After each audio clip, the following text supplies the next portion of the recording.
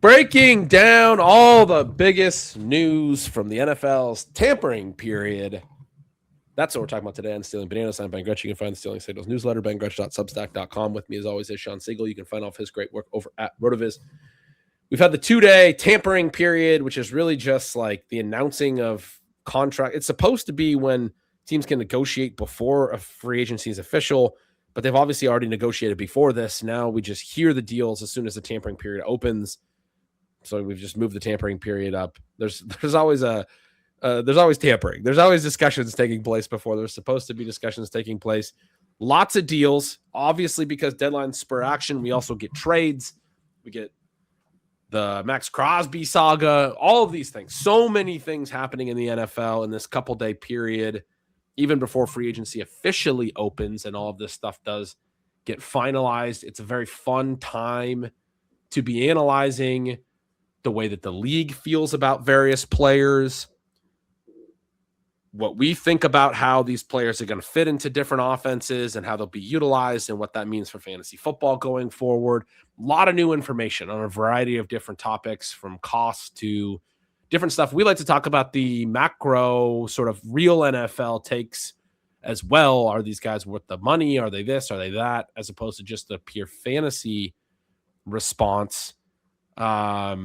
At the same time, I was looking at an article I wrote, Shawn. Actually, it was on this date last year. We're recording this on March 11th. I was just looking at it this morning, and I noticed that it was written on March 11th, 2025. And in that post, I had some sharp takeaways, like the work the Bears did in the trenches on both sides of the ball was going to be really positive for them. They had a great 2025.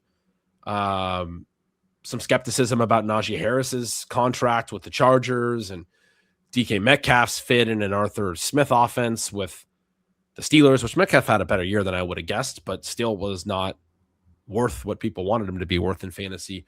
But I had a whole section called Seattle's Moves Are Hard to Follow and talked about being really skeptical of what Seattle did. We've talked about it on the show. I talked through that throughout the offseason last year as we move forward.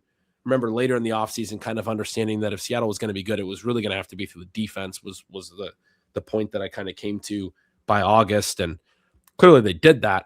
Clearly these takeaways from free agency last year on Seattle were very, very wrong. I was very skeptical of Sam Darnold at the time.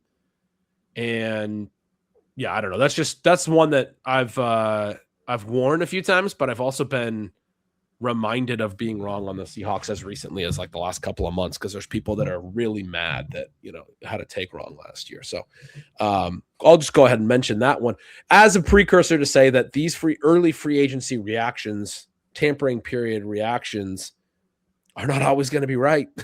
We don't have all the information yet. We don't have the draft yet.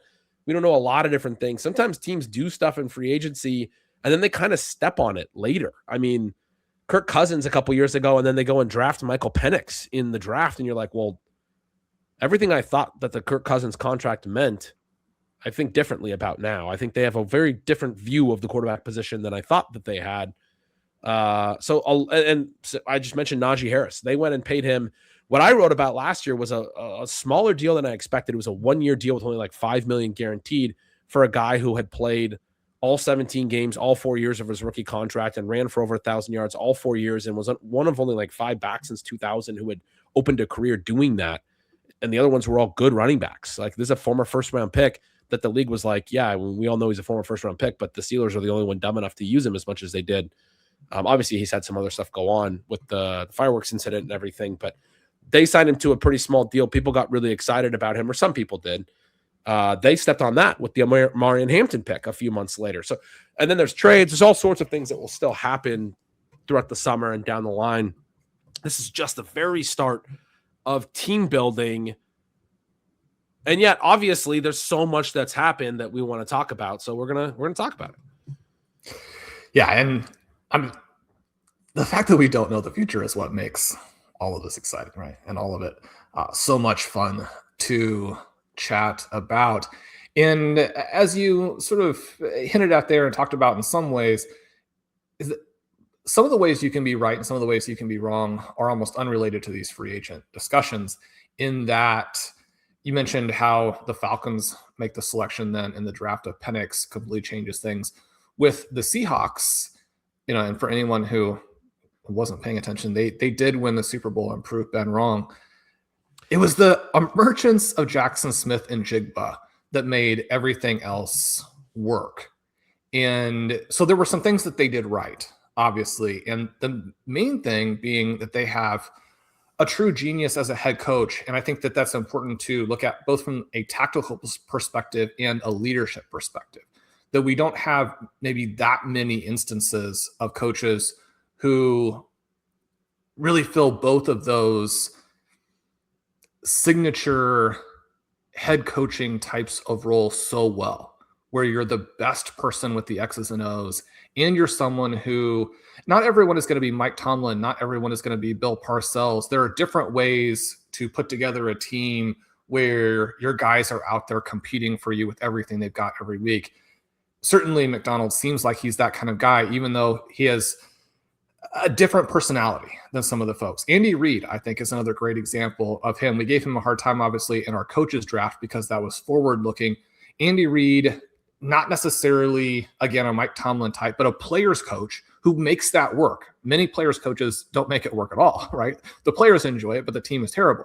But if you can be an effective player's coach while you're also the person who, and again, that's the question about Andy Reid now, right? Is he still out on the horizon of what everyone wants to do? And maybe some of the things were inadvertent, right? He was always criticized for throwing too much when in fact that was the cheat code in so many ways that allowed his Philadelphia Eagles teams to be so good, even with Don McNabb as the QB.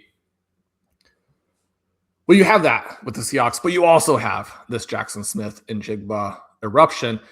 He wasn't a free agent. He's someone who is on the team there. Certainly with some of these guys who are going into year 5 and occasionally into year 6, we do see, and this is one of the things that Blair and I have talked about on the site at length, you do see situations where the breakout comes after free agency because of the team change.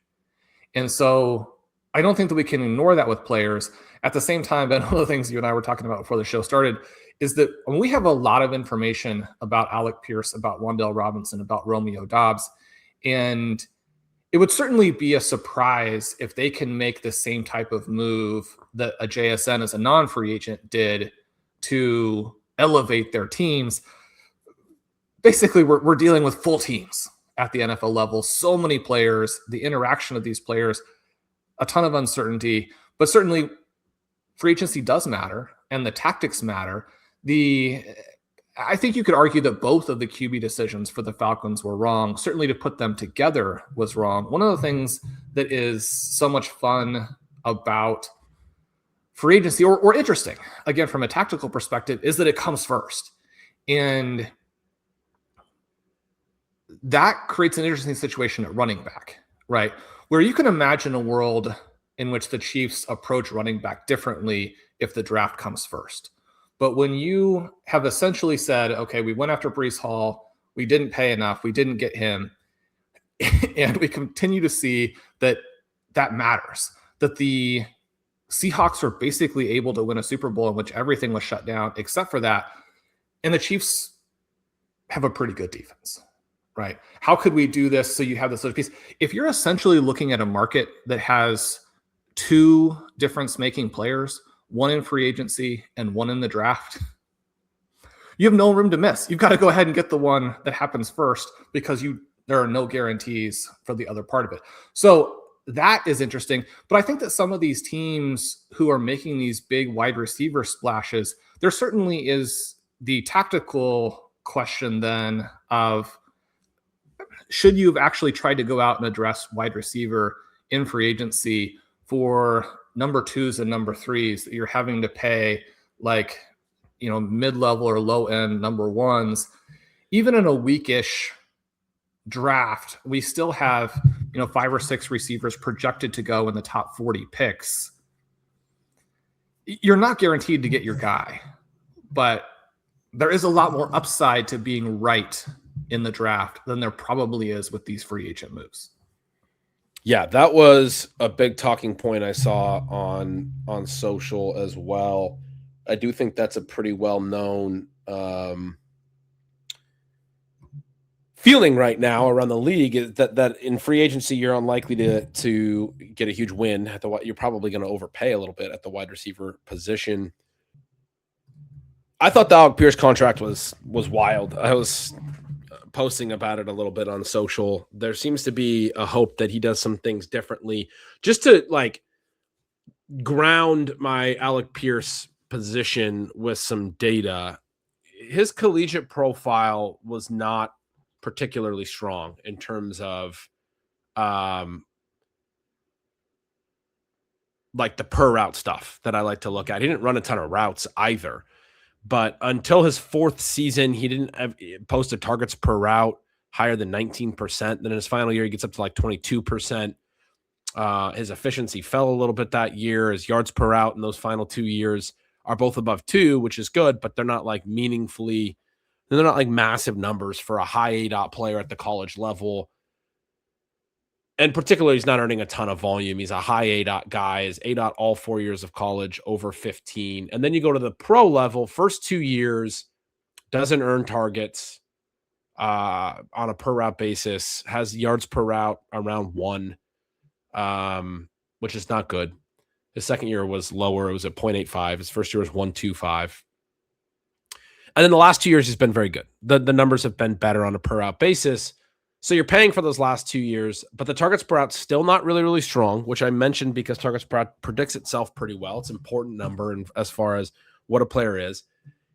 The key stat for me is that both of the last 2 years that you're paying for, and he's been very good. His yards per target, the after the target efficiency, have been over 12 both years. He's been really strong. He's made a lot of plays down the field, and that's a really important skill set. We know explosives are at a premium in the NFL right now. This guy gets vertical and wins at the catch point. He's made some strong plays over the last couple of years. It's also a really highly volatile efficiency metric. Downfield efficiency can come and go for guys. He's been really good 2 years in a row, and yet not on huge target volume. That's why I mentioned the targets per route being lower. And then the key stat that I was saying was that his ADOT both years has been over 20. His average depth of target over 20. And so that, like, there was a report from Stephen Holder, a Colts beat reporter, that they're talking about 8 to 10 targets per game for him. I posted 8 targets per game. The low side of that would be like 136 per game. There's only 8 receivers in the NFL that had more last year. You're talking about the most elite target earning number ones in the NFL. I mean, 8, he's going to be 9th in the NFL on the low side of that in total targets for a guy that in his only 2 good seasons, really. And I'm not saying the college stuff was bad, but for a collegiate prospect, it's not dynamic. And people made a lot of, I remember when he was coming out, some people had Alec Pierce a lot higher in their film grades because they blamed it on Desmond Ridder. And we've seen that Desmond Ridder probably wasn't a very good quarterback prospect, and maybe there was something to that. I'm not saying Alec Pierce is a bad player. I think he's actually probably a very good player. But as far as the amount of money they just paid him, I mean, it became the highest wide receiver contract of all time, which, you know, these markets always get reset. But massive, massive money for a guy that's probably a vertical threat, a really good one, and an important role player, but market forces push an important role player to now he's got to be like a top 10 wide receiver level producer.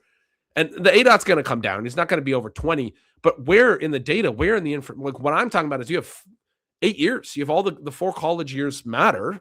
I mean, obviously they're not the most relevant at this point, this far along, but it's still data. And then the 4 years in the pros, you have all of this information. He's never had a targets per route over 17.5% in the pros. And you're going to say that his ADOT's going to come down. He's going to start winning all these other routes. I do think, you know, we've talked about with the RPOs and the Shane Steichen offense and the first read stuff. Michael Pittman got a lot of that over the years. Tyler Warren was getting it early last year. My expectation would be that Alec Pierce is going to get a lot more of that in the early part of the year, that they're like turning him into a true number one. But you're paying him like a guy you expect to do a lot more than what he's been able to do just in the data that I'm referencing. And that's not all that he is, or has to be in the future. We constantly talk about how these things evolve. But I mean, the interesting thing for me here, Shawn, is that they transition tag Daniel Jones, then paid Alec Pierce the big deal at the 11th hour. And then they agreed to a deal with Daniel Jones. It was a 2-year deal. And some of that is just the way that these things work, and they got the leverage and this and that. And once they transition tag, they guaranteed $37 million. And then they got to where they're guaranteeing Daniel Jones something like $60 million. Maybe Daniel Jones never accepts that deal before that, but it is one of these things where you look at it in hindsight and you're like, man, if we would have got that Daniel Jones deal done before the tag, we could have tagged Pierce, paid him top of the market money for 1 year, and seen if he could be this player at a lower ADOT that can earn consistent volume in the intermediate ranges and produce in those ranges, as well as the deep stuff, and do all this other stuff before we sign him to a huge deal. Because if you had tagged Pierce a year from now, if he was great and he does everything that you're paying him now to do, you can go back and give him a huge deal. And great. I mean, you just gave him a huge deal. Like, you're going to pay him what you're paying him anyway. And some of this is like, how much more is it than it's a top of the market deal, but how much more is it than some baseline? Like, you're going to pay him $20 million a year anyway. How much more is whatever it came to, $30 million a year or whatever, $29 million a year, whatever it ended up being. $114 million over 4 years, 28.5. It's a bump because it's free agency. It's a bump because you had to have it. There was also reporting that he could have got even more in on the open market, and he wanted to turn down higher deals. Yeah. So, I mean, the whole thing of it is just a commentary on, the reality and the practicality of free agency and what it all is, because it's not, I mean, the Colts needed a player like that, and you have to pay to get one. And if they didn't get it from him, they would have wanted to give $20 million to someone like him. So how much more is the extra $8.5 million per year? I mean, you can say this a lot of different ways. If he's very good, very efficient as a vertical receiver, and that's a very important skill set to the entire passing game. But when we talk about it from fantasy, Shawn, all the stuff we just talked about is relevant to the context of, is Alec Pierce going to be a 140 target receiver like the beat reporters are speculating? I would say I'm not going to project it that way. I'm not going to draft it that way. I think his contract and what it means and the trade of Michael Pittman is really good for the guys that already operated at the lower ADOTs in an effective way, Tyler Warren and Josh Downs. Yeah, so we had Alec Pierce up to 12.2 points per game last year because he scored 29 in week 18. He had scored 0 the week before. He has 6 games a year ago where he scores 10 points or fewer. Now, that doesn't necessarily mean he'll do that again when you have a complete shift in usage. But this is something where I think this will be a big win for the Colts from a reality perspective, and probably not even, I mean, certainly not from a cap management type of perspective. But when you think about winning in 2026, where you want to have this specific mix of attributes, where you have the elite vertical receiver in Alec Pierce, you have one of the best, if not the best, well, one of the best, a lot, young tight ends, and where you have Josh Downs who can flourish underneath. You put that together with Daniel Jones, with Shaden Steichen calling the shots, and with Jonathan Taylor, this should be, again, the type of offense that it was over the first half of last season when Daniel Jones was healthy, where they are scoring on an absurd percentage of possessions, and you're putting yourself in the mix to be a Super Bowl contender, right? You have the Houston Texans as really a Seattle Seahawks-like team in that division. You have the Jacksonville Jaguars, who very easily could be the best team in the NFL next year. The Colts, to do what they want to do, I mean, they needed Alec Pierce. It can be a win from that perspective, and then also set up as a big trap for fantasy. One of the things that happened in 2024 is that, according to SIS, Josh Downs posted a higher yard per route that season than Alec Pierce posted this most recent season.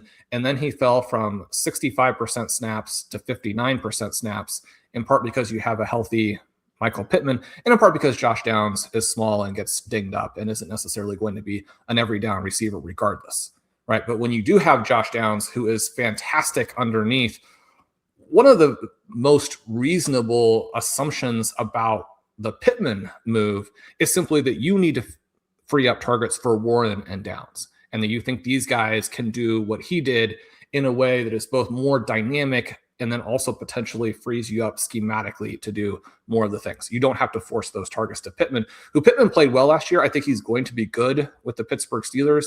And yet you could certainly argue that a lack of dynamism there, if he's got to get his targets, that it actually suffocates the offense a bit. You mentioned all the things that we don't know about Alec Pierce. I mean, Pierce is a receiver who over the last 2 years combined has evaded 2 tackles.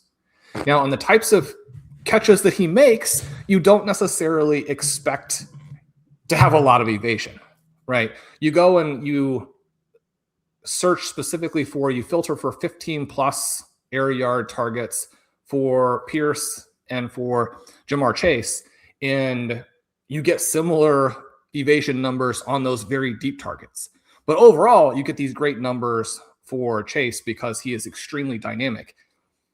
The point is that even though there's no evasion there for Pierce, it doesn't mean that if he's deployed underneath that those numbers, would stay at 0. I mean, they're going to go up, but we don't have evidence that he can actually, it's just another point where you don't have evidence that he can fill these other roles or that you would really even want to use him that way.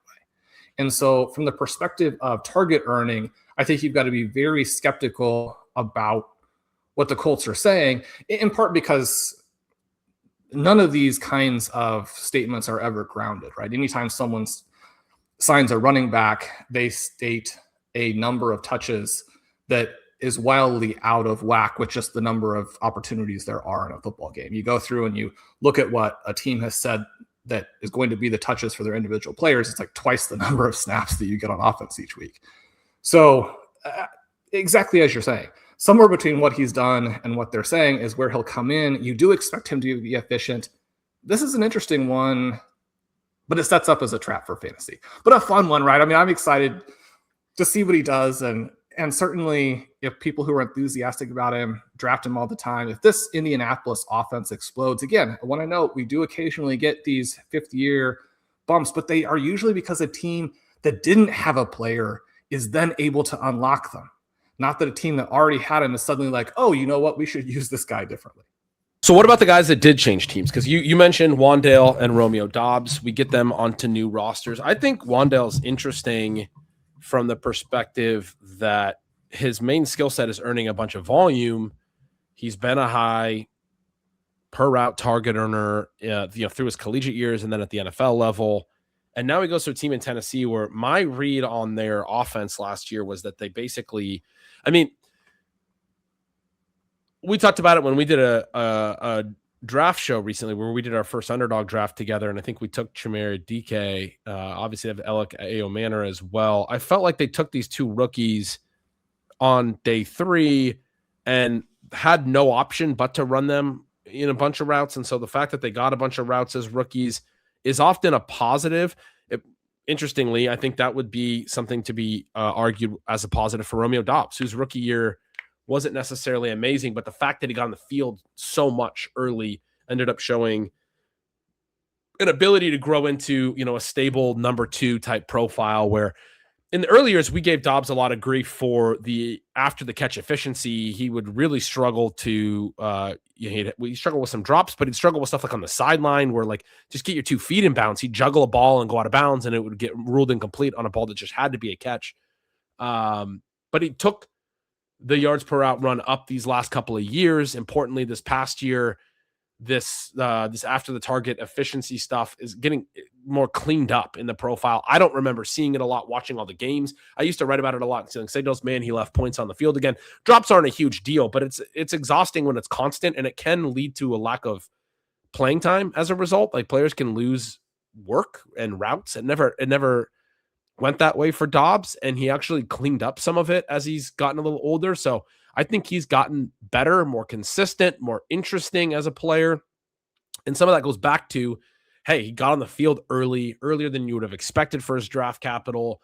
And those were positive signals. And so you could make a similar case when I go back over to this Tennessee situation for those guys. But I think the interesting thing with those guys is they got on the field in a situation where they had to. I mean, all they had was Calvin Ridley. Tyler Lockett was clearly over the hill, I think, when you looked at his profile, and they ended up granting his requested release in the season. Ridley only runs like 100 routes before he gets hurt and ends up missing the majority of the season. He had a decent per route year and ran 160 routes by PFF's numbers, had a decent year, Ridley, and I think could still be a reasonable producer. He's not so old, not a guy that I'm like jumping to draft, but he's going really late in early drafts. So when I wrote up the field tippers piece, the piece where I talk about all the different receiving profiles around the league, I did say that I thought his early price was worth looking at, because I think if Ridley does get back to a healthy season and run 500 routes, that he's going to return value in best ball formats where he's got 150 ADP or whatever it is. But other than him, I do think the young guys are probably not.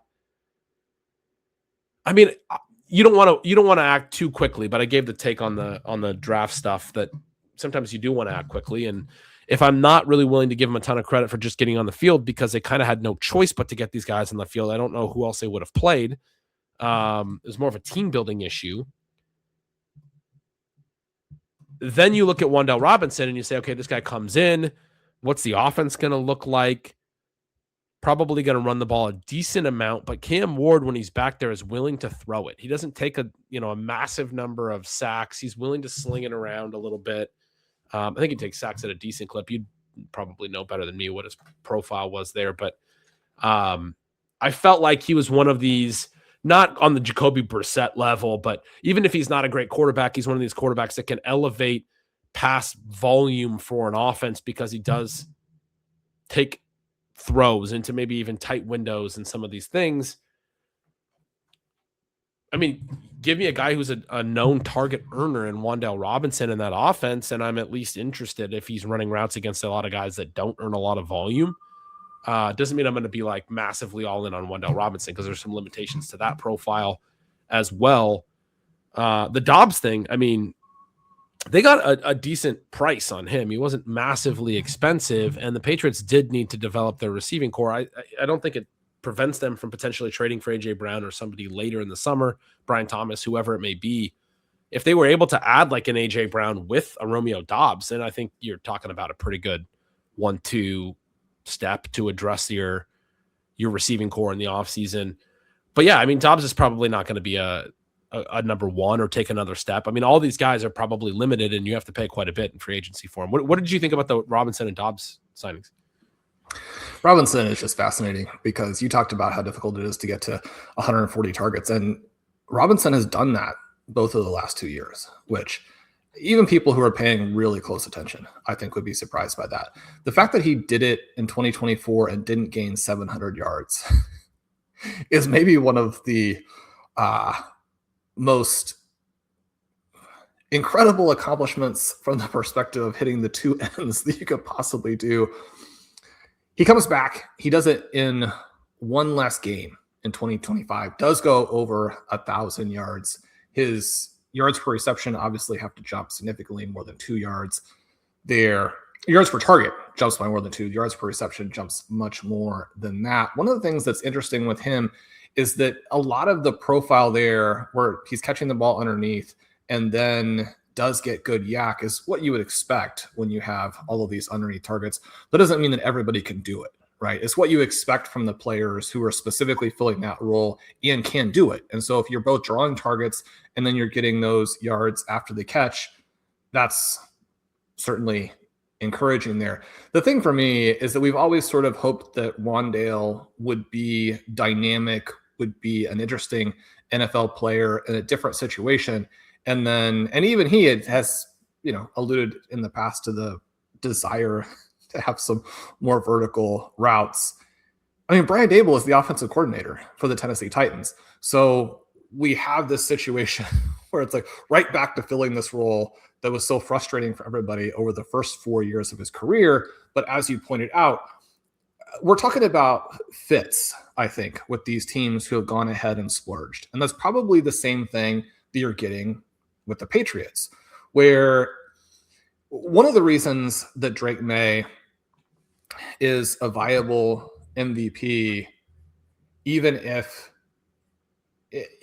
once we know about what happened in the playoffs where you have 4 bad games, is that he has no one to throw to. All of the magic from his 2025 season came with non-starting caliber players, maybe even non-replacement level players starting and running routes out there for the Patriots. Romeo Dobbs is above replacement level.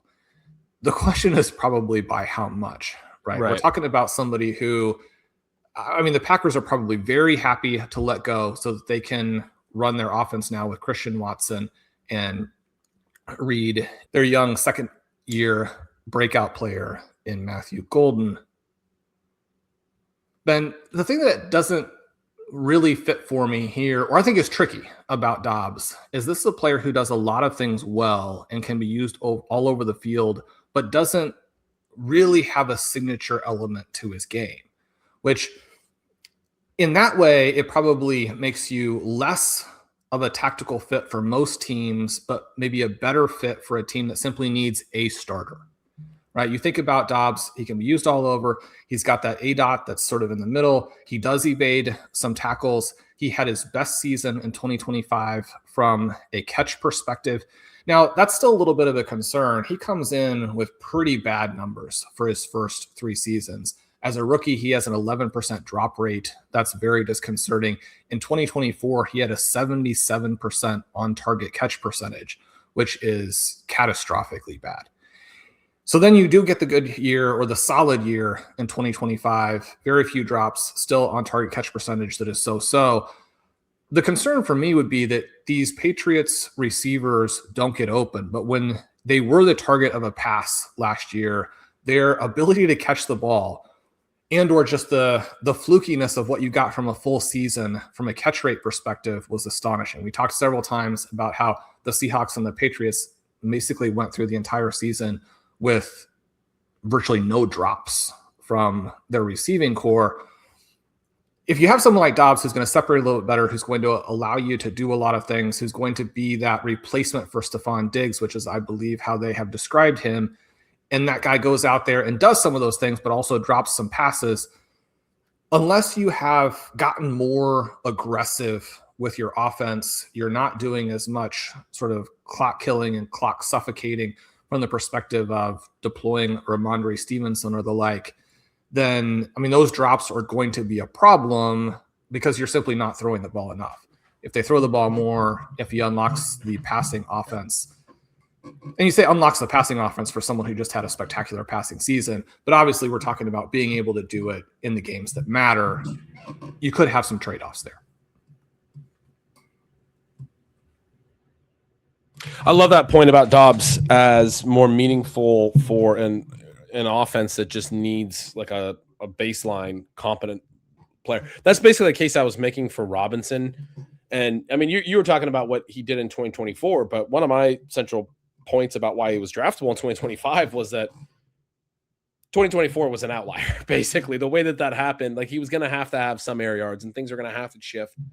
The same way that talking about Alec Pierce having a 20-yard ADOT is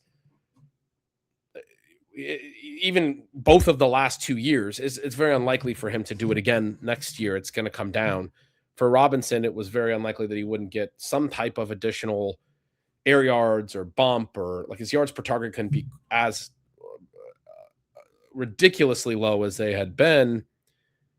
And they did use him under Dable before Dable was fired more vertically. Early in the season, he had the huge game in Dallas, had a long touchdown catch, and then another catch, I think went down inside the 10, but like a couple like 40-yard catches in that game in like week 2. So anyway, it'll be interesting to see how he's used with Cam Ward, because I thought a lot of it was quarterback driven, and then you get under, Russell Wilson. That was part of what I thought with Robinson, was you put him with Russell Wilson, you put him with Jackson Dart, who has a vertical profile as well, and there will be some air yards. Cam Ward's that kind of quarterback. He's willing to push it down the field. If Robinson catches or earns a lot of volume in the underneath ranges and then is able to also see higher ADOT volume, I mean, I think he could be an interesting player. These are, I mean, not the most exciting names. They're kind of actually boring names that we've started on. You referenced earlier the Chiefs, the running back position. We've talked about it a bunch for them over the years. One of the things I thought was funny was Isaiah Pacheco got announced to the Lions. I saw a tweet from one of the big accounts that was like, what's the new nickname for Gibbs and Pacheco? It was like their pictures. What's the new nickname? Because they've been Sonic and Knuckles, Gibbs and David Montgomery. And I was like, Gibbs and Gibbs' backup, like in my head. Like what? Isaiah Pacheco's not David Montgomery. This is not a 1-2 punch. They signed a backup running back because they need running back depth. And then the details of the contract came out, Shawn, and it's 1 year and it's like 1.2 million. It's no money. And I was wrong about Javonte Williams' contract last year not mattering. But that was 3 million. I mean, that was more than twice as much as Pacheco. And typically when you see a contract like this, it means obviously people were not breaking down the door to go get Isaiah Pacheco. That's what we've been trying to say for the last few years. That Isaiah, and some people say it was the injury that changed things for Pacheco. Even when he was at his best, he was a run to daylight guy who had athleticism but wasn't efficient.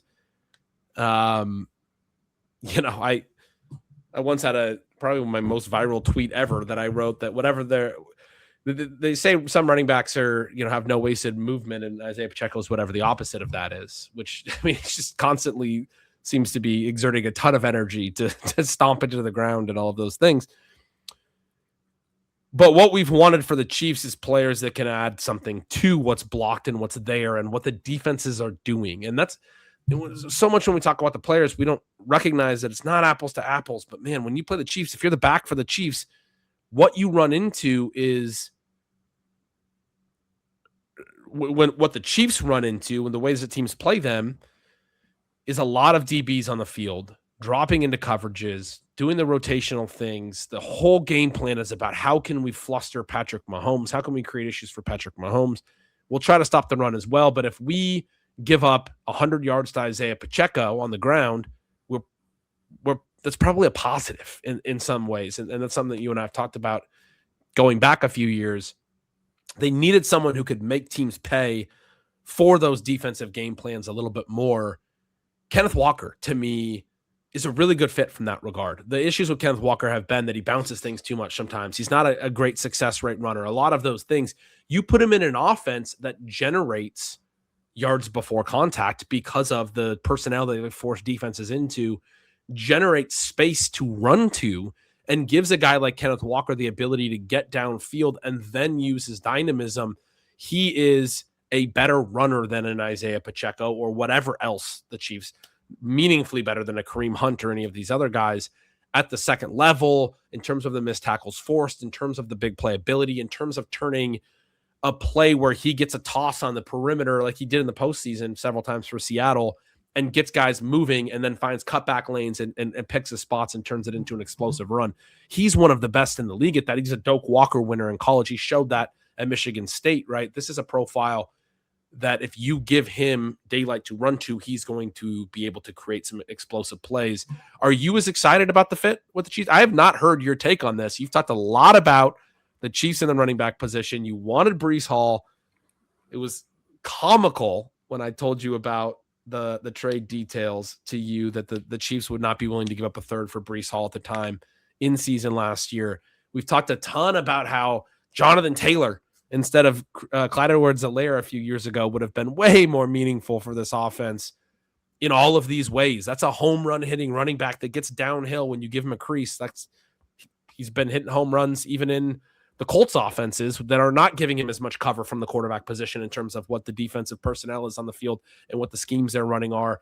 They don't have to worry about Daniel Jones, and yet Jonathan Taylor is still running for long touchdowns. Is Ken Walker for the Chiefs as good of a fit? Because to me, he's not Jonathan Taylor, but to me, it's you're going to get the best version of that player. I think it's a really good signing. Well, you and I have been very high on Walker since his rookie season. And there have certainly been some moments where that worked out really well for us, right? And there was a moment where it worked out really well for the Seattle Seahawks, which was the 2025 playoffs. And I mean, you've got to try and check a little bit of that bias and a little bit of that enthusiasm. I'm going to say bias. I mean, we would argue that it's the proper evaluation of how good this guy is.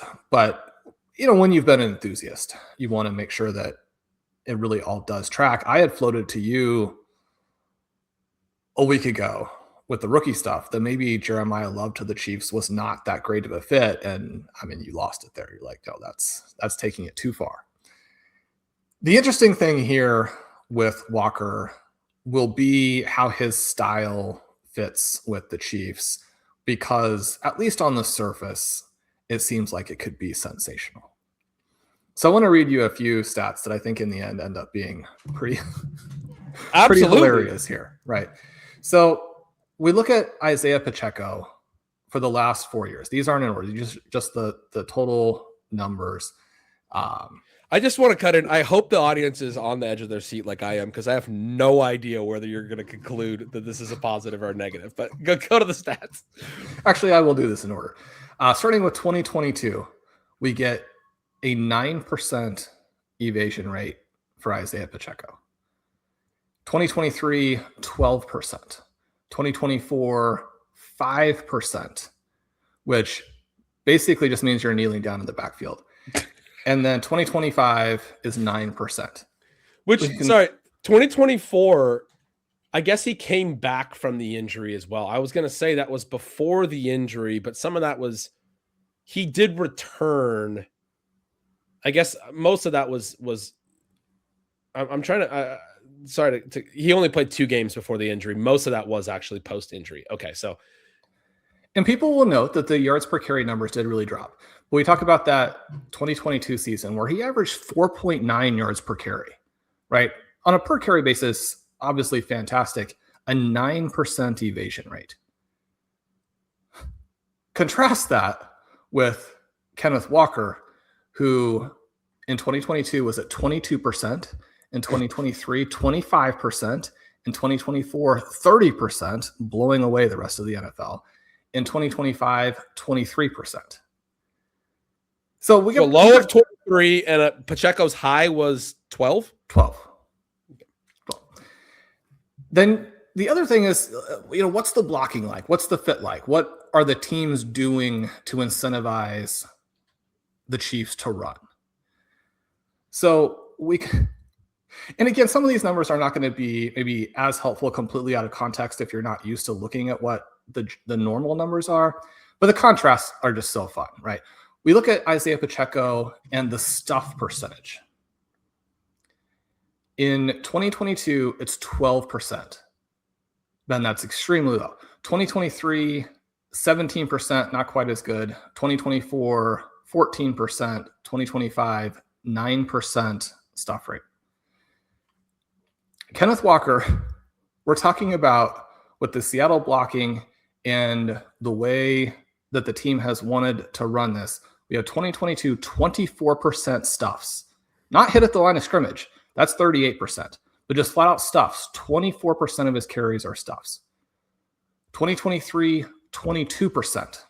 Hit at the line of scrimmage 42% of the time. 2024, 22% stuffs. And then 2025, 19% stuffs. The 2024 one, then, he was hit at the line on 48% of his carries.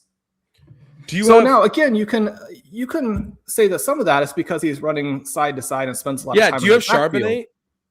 Was Charbonnet meaningfully better? No. So Charbonnet, we know, doesn't spend as much time back there. Interestingly enough, Charbonnet in 2024 was hit at the line on 53% of his carries. And then last year, 46%. His stuff rates, 24% and 22%. Now, we know that what they do to overcome getting hit at the line is very different. They have two very different running styles and profiles. But what they're dealing with in terms of getting hit at the line and stuffed at the line of scrimmage is similar. The Chiefs are going to offer such a different environment than we're talking about someone. So with Kenneth Walker, we got a couple of different things, right? We have an ability to evade tackles, both forced missed tackles and broken tackles at rates that are at the very top of the NFL. But we also have a back with plus speed. And when you put those two things together, I mean, you're talking about like a Marshawn Lynch type of back with a Jonathan Taylor type of back, where you have the evasion and you have this run to daylight.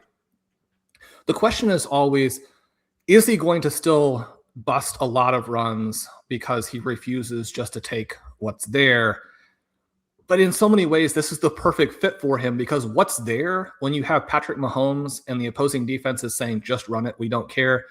What's there is going to be a lot, right? You have so many situations where so one of the things that was always just the biggest contrast in football is the Chiefs, especially I believe in 2024, had these crazy numbers in yards before contact and yet no 20-yard runs.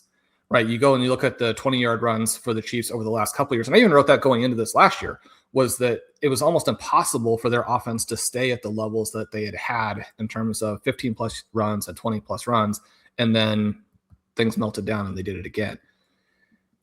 We know that the passing is the most important thing in making your offense work. We know that having a high pass rate and having high pass efficiency is going to be incredibly important.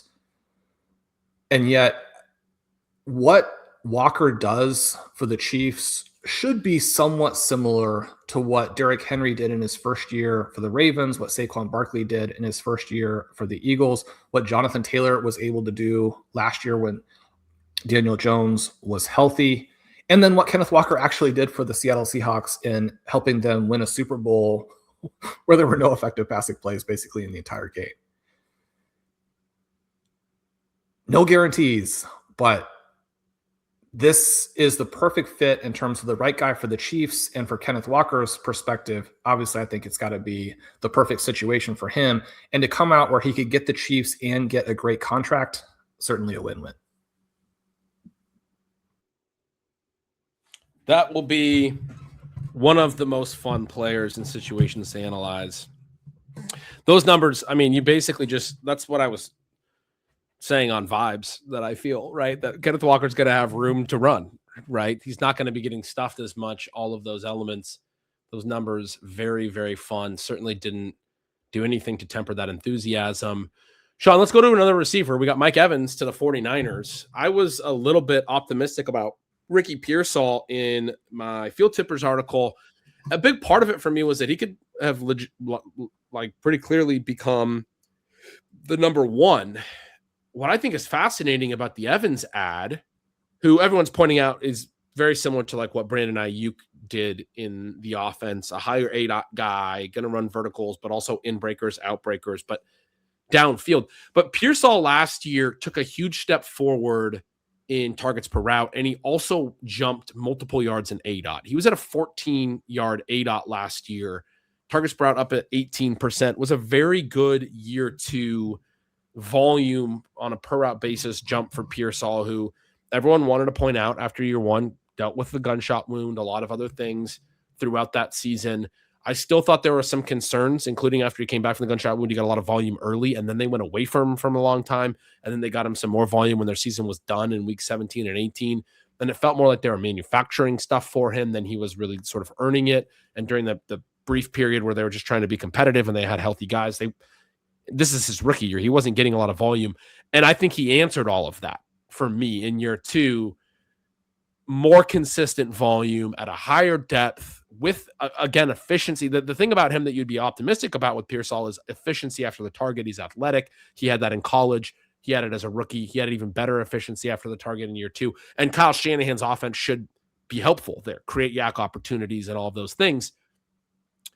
So there was reason to be like, okay, Pearsall's probably not going to be a 140 target receiver, but he can be efficient per target, and he's probably going to see targets, and he's going to have a high ADOT, and this stuff's good. Mike Evans, 14.4 ADOT last year. Ricky Pearsall's 14 ADOT. He had an 18.2% targets per route. I'm saying that was a bump up, multiple. I think it was about 4 percentage points higher than his rookie season. Evans last year was still at a 26% targets per route at his age. I mean, it's a different plane. And this has been Evans in his whole career. Now, 26 is high for him in the later part of his career. He's more in the low 20s typically. But Pearsall is a guy who has not hit 20 yet in terms of targets per route, despite passing games that have needed that, frankly, over the last 2 years for the Niners. Brandon Ayuk has barely played over the last 2 years where Pearsall's been playing a lot because he got hurt early in 2024 when Pearsall hadn't really made his debut yet. Last year, Jawan Jennings really struggled. They needed as much as they could get out of Pearsall last year. think he had a really great year. But Mike Evans is a guy who still at his age earns a ton of volume per route, or always has with Tampa. And that's been the defining feature of Mike Evans' career to me. When I look at these per route things in this profile, it's always a stronger targets per route at a higher ADOT than really should go together. Like when we were talking about Alec Pierce, a big part of the reason that when you have a 20 ADOT, you can't earn massive targets per route is you got to run 20 yards down the field, right? Those routes take longer to develop. It's different. And that's why people are saying the Colts may do some different things with him, etc. Mike Evans, throughout his career, despite the fact that most of his route tree is pretty vertical, and there's going to be plays where the ball goes out quick to Chris Godwin or somebody else, when he actually gets downfield and Baker Mayfield or whoever his quarterbacks are, Tom Brady, anybody, has had time to sit back there and look down the field, not just more often than not, but more often than almost any receiver in the league, Mike Evans has created a place for his wide receiver to throw the ball vertically. And so he gets a lot of volume for how high his ADOT is. I think the fit is really interesting because I think he does make a lot of sense operating in the spaces where Brandon Ayuk was operating. I think he can still be very good. I think he'll be efficient because of Kyle Shanahan and because of that offense. George Kittle coming off an Achilles tear. There's talk that he could be ready early in the season, but probably going to miss a decent amount of the season, I would guess. And maybe not be the same guy. Christian McCaffrey ran the most routes of the running back position last year, and yet we know he's not the picture of health forever. It can't be. If he doesn't stay healthy, and yeah, I mean, that would open up a lot of targets. Whatever other running backs on the field is not going to get as much volume. However, you do have Christian McCaffrey. You do have George Kittle in this passing game. If those guys are healthy, you're talking about elites at both of those non-wide receiver target earning positions, running back and tight end. And so it really does come down to like, okay, who's the wide receiver? Is there room for two receivers? How does this work? Mike Evans to San Francisco is pretty intriguing to me. And I do think it's a little bit of an overlap with Pearsall, where I still think Pearsall can be an efficient player off of that. It may even open up stuff for Pearsall, but probably he's like a clear tier below Evans in target earning, like a clear number 2 type of thing, as far as the wide receivers and the targets per route and the weighted targets per route, which is going to factor in ADOT, which I like to look at. Are you thinking about that the same way? Or do you think that Pearsall being the younger player, ascending player, a big part of this for me is that's hard is that Evans is old, right? And Pearsall is young and is ascending. And yet Evans' profile is a guy who 3-year college, early to clear, elite production profile in college, and then like 15 years of elite production volume-wise at depths in the pros. And Pearsall was a guy coming out of Florida that we had questions about the ability to actually be consistent and earn volume and all of those things. And that's been a concern at the NFL level, getting up to, like I said, an 18% targets per route. What that symbolizes for me, what the conversation was last year, is that sometimes he's taking too long to get out of his breaks. There was actual talk about that out of 49ers camp, that Purdy's like ready for him and the timing's not right because he's throwing too many jukes in and these things. There's a subtleness required at wide receiver and all of those types of things. So Pearsall, ascending player, Evans, declining player, but whatever their peaks are, when you look back at their careers 20 years from now, massively like tier breaks in terms of what they actually are as consistent separators and route runners and those things, dating to collegiate profiles, dating to lots of information there. So help me parse it. Am I wrong with Evans at his age that he could still be a tier better than Pearsall? Or should we think that Pearsall, as the young guy going into year 3, is still like a really strong play? Yeah, I want to ask you about the fit here, because in so many ways, so Mike Evans is one of the greatest wide receivers of all time. And when you think about what he's done with the 1,000-yard seasons, with the ability to do it as a vertical receiver, you're talking about an all-time great. And so we want to make sure, as I go into some weaknesses, I want to stipulate that, right? My question would be if he is now more of a Cortland Sutton type of player, where you have some verticality, but there's a catch and fall down type of element to it, that especially in a Kyle Shanahan offense where so much of his genius is figuring out how to get his guys the ball, A, where they're wide open, but then B, you then have the ability to run. And if in that way, Evans isn't one of the worst fits that we have among various, the problem is just you'd have very few players to choose from, right? We talked about how the earlier guys at the beginning of the show are underwhelming for big contracts. But when you have a Mike Evans and throughout his career, the genius is the route running and the ability to get open at intermediate and vertical depths and to draw so much volume. And then he's this red zone scorer, and especially with Tom Brady, was a red zone scorer that, more or less unparalleled. So that's a massive weapon. Is it the best fit for the 49ers? And then the other problem that we have is that we don't really know where he was last year. And if you don't know where a player was in the previous season, it's very difficult to make any kinds of solid projections about where they will be in their age 33 campaign, right? We've now entered this territory where all bets are off, at least to an extent. You have the 2025 season. He has the hamstring strain early. That's going to limit him to an extent. Then you have the play where he suffers the concussion, breaks his collarbone, misses a big chunk of the season, and then comes back and plays some at the very end. Well, that already kind of predisposes us to a case where he's probably not going to have his normal numbers. But in 2024, you finally have some decline in the ADOT. The target depth on completions is well down. The target depth, again, on completions last year is down. And then in sort of a funny, again, sort of Cortland Sutton-esque stat, he averaged 1.2 yards after the catch last year, which among receivers with at least 3 targets per game ranked 98th. So that's going to change in a Kyle Shanahan offense. You're going to have yards after the catch. The question is, are you going to have enough to generate or to justify the contract to make him a good fit? Is that going to be enough to make him the guy that they build the offense around? In contrast to, as you mentioned, the rising young, probably not star, but the player who I think you could argue does fit what they want to do and now might actually be unlocked off of Mike Evans. In 2016, Mike Evans was a 23-year-old age 3 player, led the NFL in targets, was his breakout season. He had a really strong year the year before, but only scored 3 touchdowns. And then as a rookie, he had 1,000 yards and 12 TDs. So when I say breakout season, I mean, he was like, I think the overall wide receiver 1. Like it was like, he's an elite fantasy receiver. He had already broken out by most metrics. I have his yards after the catch per reception that year at 2. You said 1.2 last year. The knock on Mike Evans his whole career has been that he's a catch and fall down guy, his entire career. And so it is interesting at his high ADOTs that, he's never actually added a lot. He's been a contested catch guy. He's used his physicality, his hands, his body control, even in his prime, in his best seasons. Now that's an outlier. Most of the time he was over 3 yards after the catch per reception.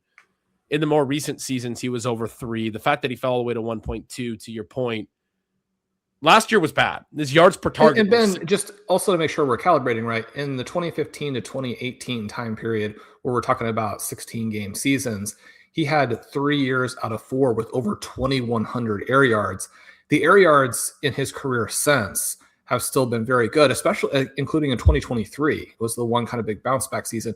But as vertical as he remains, like that chunk from 2015 to 2018, I mean, you could definitely be like, just catch and like immediately go into a ball if you can generate that many air yards.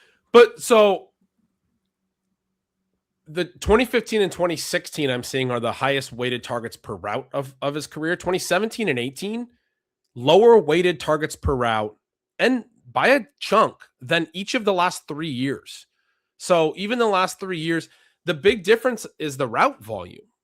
And so you're talking about the total air yards. His air yards per route were still strong the last 3 years. You said 2023, they were still there.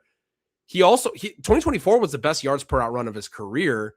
He only played 14 games, so he didn't end up with quite as many air yards that year. He's coming off 2.3 yards per route run seasons going into 2025. 2025 is a bad year. Lowest yards per route run of his career. Lowest yards per target by like 1.5 yards. Like way lower. And this gets to your point about there was no yak. There was also no efficiency. It was only 227 routes and he played hurt. It was the fewest routes he's run his whole career. He's 33. I think there's everything you said is very valid. At the same time, 2025, objectively bad year, 227 route sample. Both 23 and 24 were so strong on paper to me and not like requiring massive yak numbers or anything different. Well, the 2024 season, as I'm seeing it on a couple of different sources here, you do have that meaningful ADOT decline. And so It's interesting from the perspective of how efficient that season was, that's the Liam Cohen season. Certainly, if you believe that Kyle Shanahan can do similar things and that he hasn't declined in the time in between, then you're going to be pretty fired up about it because that's more flexibility and more genius in the play caller than maybe what he's had at other times in his career. And yeah, to be clear, I'm never going to be like super excited about drafting a 33-year-old receiver. And I'm looking at the underdog response. And right now, Evans ADP 57 is higher than I thought it was. I mean, that's in the 5th round. I guess I thought you'd get a little bit of a discount. Pearsall's at 79. I was thinking they were going to wind up closer. I'm not tracking the movement right now very well, but I guess I thought they were close. Maybe Evans has risen since the signing. I don't know. Don't take my word on any market movement stuff because, again, I'm not drafting really at all. But the market, as I'm looking at it right now, has Evans multiple rounds higher than Pearsall and in a range that I'm in our conversation right now. I'm the one that's being the devil's advocate and supporting him, but I don't even want to draft him there. Like that's pretty aggressive. I think when you think about Christian McCaffrey in the offense and you think about George Kittle coming back and being a part of the offense and you think about the skills stuff and the potential fit stuff that you just talked about, I think that's very real. I mean, Mike Evans won at the end of the 5th round in our draft that we did a couple of weeks ago that we did the show on. Okay. So he's been going that high. Okay. Yeah, I mean, you go look through his career. It famously has the 1,000-yard stretch all the way until last year, at least 1,000 yards every year of his career. Not a ton of years over 1,200. He has multiple seasons. He actually had 3 years in that stretch where he didn't even get to 1,010 yards. He got 1,001 one time, 1,006, and then 1,004 in 2024. Couple in the 1,000 to 1,200 range as well. His peak seasons, he had a 1,500-yard season in 2018. He had a 1,300-yard season that 2016 season I mentioned. Those are the only 2 times he's hit 1,300. He had in 2023, 1,250. That's the only other time he's gone over 1,206 his whole career. This is just pure yardage. And some of it is that he's played like 15 games more often than he's played. He's played 16 a decent amount as well back when it was 16-game seasons. But he's often to be reasonably healthy, actually only have 4 wide receiver 1 finishes in fantasy is pretty shocking. And where I was going to go, basically all wide receiver 2, so you're still doing fine.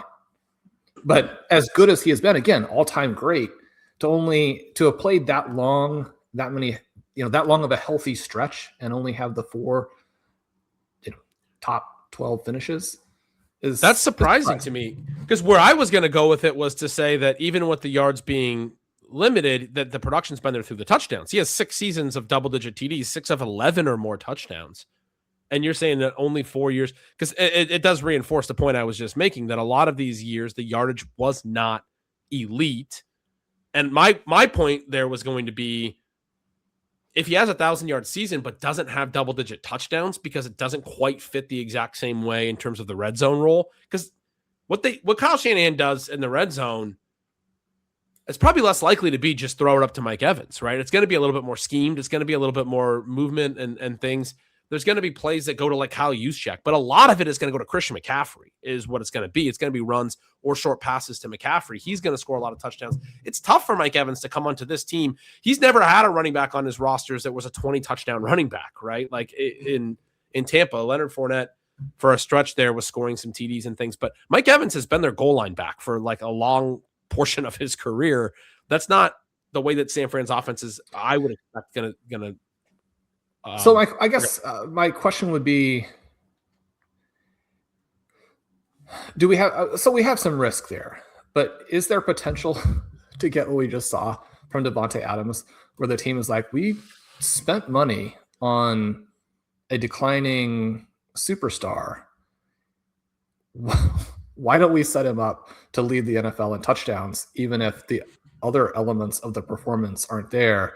And that even in the 5th round, especially in best ball, where you're looking for those touchdown spikes, that he's actually pretty undervalued still at these prices. Well, I mean, if he scores 14 TDs like Adams, then he would be. And part of what we're talking about with all these touchdowns is a skill set that we often talk about, like the contested catches, and those things are challenging. I think with Mike Evans, even though he's 33, there's irrefutable evidence that he's, when you said, like, you know, in some ways one of the best receivers of all time, he's legitimately one of the best receivers of all time at the catch point. Like as far as using his body, orienting himself, and being able to bring in difficult to catch passes. Because again, the high ADOT stuff, the air yards, the ability to bring it, those are always lower catch rate plays. And he has made it a whole career on winning in, like, often with a safety bearing down on you and double coverage where you have to be physical, you have to be tough, and then winning in the red zone.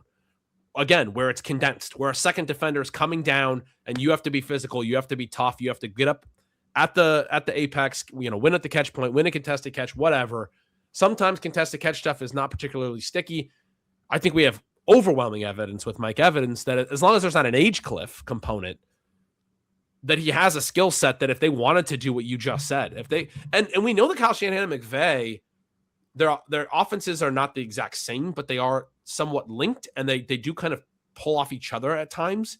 Maybe Shanahan's saying, I saw what the Rams did last year with Devontae Adams. The looks that we're getting down in there, you're always going to get one-on-one on the perimeter because they don't want to just give you an easy run. And I like the idea of being able to have a man beater on the perimeter in a physical jump ball situation, which is basically what Devontae Adams was. Like, hey, just go win on a fade route. And he was winning every time, or a slant or whatever. And he was winning like every single time because he's always been able to do that. Evans is a slightly different player, but same concept potentially. If Shanahan's seeing it that way, I could totally see that too. I mean, it's a fascinating one to see where he fits into this offense. I do think, for the reasons you're talking about, I don't think we should expect a ton of yards. I do think you're playing for touchdowns. It's a little bit of hey, if you're in a half PPR or you're in a standard league, I'm more excited about Mike Evans than if you're playing in a full PPR format. And best ball, probably more excited about Mike Evans because the way that the touchdowns are just going to, you know, hit your lineup and you don't have to worry about down games. Whereas in managed, I don't know that I necessarily want to be making that bet. I want to try to find really, you know, PPR managed. I want to try to find really consistent breakout players that are putting up 1,500 yard seasons every week. And I mean, for the season, and then every week you're having the huge volume, and the way that plays in a weekly league is a little bit different. So maybe it's a little bit of a format specific thing. But did you comment on Pierce at all there? Really, I was curious what your thoughts are on him as it relates to all this. I think I would just echo your notes there. I think we still have a very wide range of potential outcomes with him, in part because I don't think that we know what the target landscape is going to look like. And I don't think that we know yet. And part of this is based on the fact that they significantly overdrafted him based on athleticism. We don't really know what he is. And so if you don't know what he is and you don't know what the target landscape is going to be, then at the right price, which it does really seem like we're getting, you can bet on a breakout at least to a certain level of shares. When you were talking about the contested catch, one of the things that I did want to throw in but overlooked a moment ago was another element where I'm saying we got a small sample from Mike Evans last year because he missed a huge chunk of the season. I think we can basically throw it out, but it was a weird season. And one of the ways in which it was a weird season is that if we look at some of these guys who are very controversial, not controversial, who were awful last year. There's nothing controversial about Jerry Jeudy. He was terrible. Last season, he had a 47% completion percentage on balls targeted to him and had a 77% on target catch rate. Devontae Adams, who had all the forced touchdowns, was at 53% completions on a 78% on target catch rate. Mike Evans actually slid in between those two guys with 49% completions on a 78% on target catch rate. I mean, at a certain time, you do get old. I don't necessarily think that's where we are with Mike Evans, but it was his play along with all of the drops from Emeka Egbuka. Egbuka was slightly worse than Evans in those numbers. Did make it very difficult for Baker Mayfield to consistently keep drives alive and led to obviously a reshuffling there with the overall offense. I'm looking through the different deals, trying to think about what people would like to hear us pivot to. On the note of us kind of parsing a veteran receiver, I am interested in DJ Moore. Or did we already talk about DJ Moore? Did we get it? His trade was announced just after we finished recording last time. So we didn't get a chance to talk about him yet to the Bills. Another one where the 2025 numbers are really pretty poor.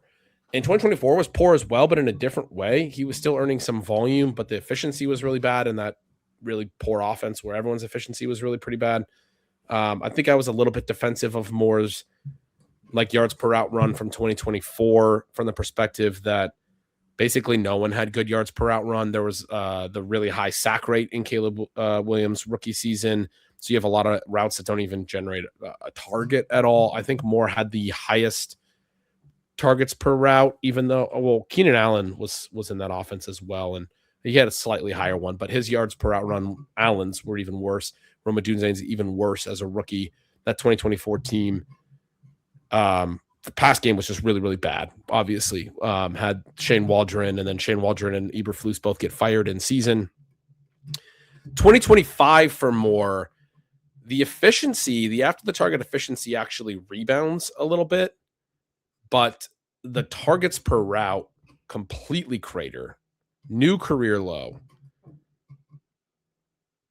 He was all the way down to a 14.3% targets per route. In 2024, by comparison, when I said he was still earning targets, he was over 20%. He'd been over 20% every year since his second season. You have to call it back to his rookie year to find a year where he wasn't a 20% plus targets per route guy, which is at least like a good, secondary wide receiver number. If not, some of his best years, like clear number one numbers, he gets up to a 25% targets per route in 2021. And was working with Joe Brady at the time. Brady, I think, was fired in season in 2021, was the OC for the Panthers in 2020 and 2021, is now the head coach of the Bills, who traded for Moore, gave up a second-round pick to get him, guaranteed some money in 2028 that they apparently did not need to guarantee. They think he's got 3 more years in him. He's still only 29. It's an interesting one. I think I'm willing to be optimistic here, even though the profile this year was pretty poor. Because again, it's something similar to like the Wan'Dale Robinson thing, where it's like nobody on the Bills is a number one. It's a little bit like my optimism for Stephon Diggs going to New England last year, I guess, is a good example, where there were some concerns in the Diggs profile in the previous years, but I wasn't confident that Diggs wasn't still a very good player.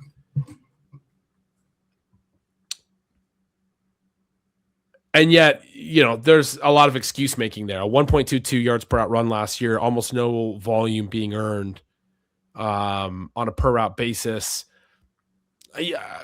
With that, I go back to, from the offseason, Ben Johnson was talking about mostly defending Moore, but there was like rumors that he was like the attitude wasn't right and some of that stuff. And Moore was, that actually Moore's been doing really good and he's trying really hard and all of these things. And yet throughout the season, it didn't really seem like Moore was super engaged in his role in the offense or any of that stuff.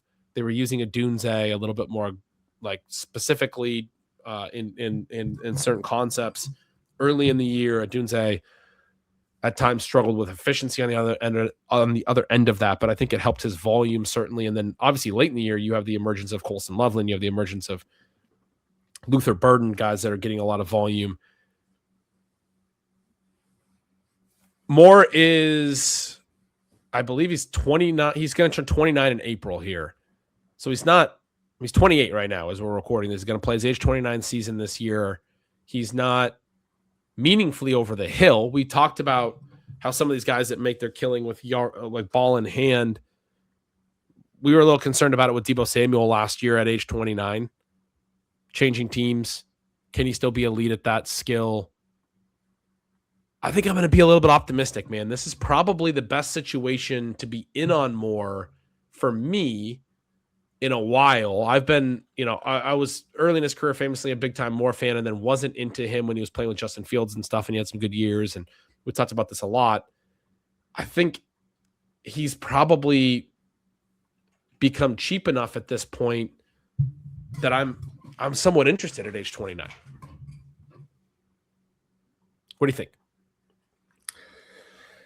Moore is fascinating because,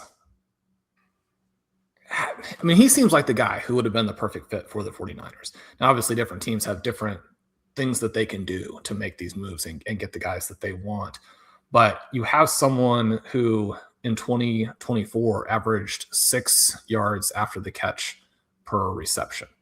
And one of the things that was great about that season for him is that he had an immense number of underneath targets. Now, the vertical targets in 2024 completely disappeared. But you look at some of the other seasons of his career, and he's got tons of success at that vertical level. One of the things that he has worked through in his career is very bad coaching and quarterback play at times, the majority of the time he's with the Panthers. And then he moves to the situation with the Bears, where you certainly could argue that with Caleb Williams, they didn't use him.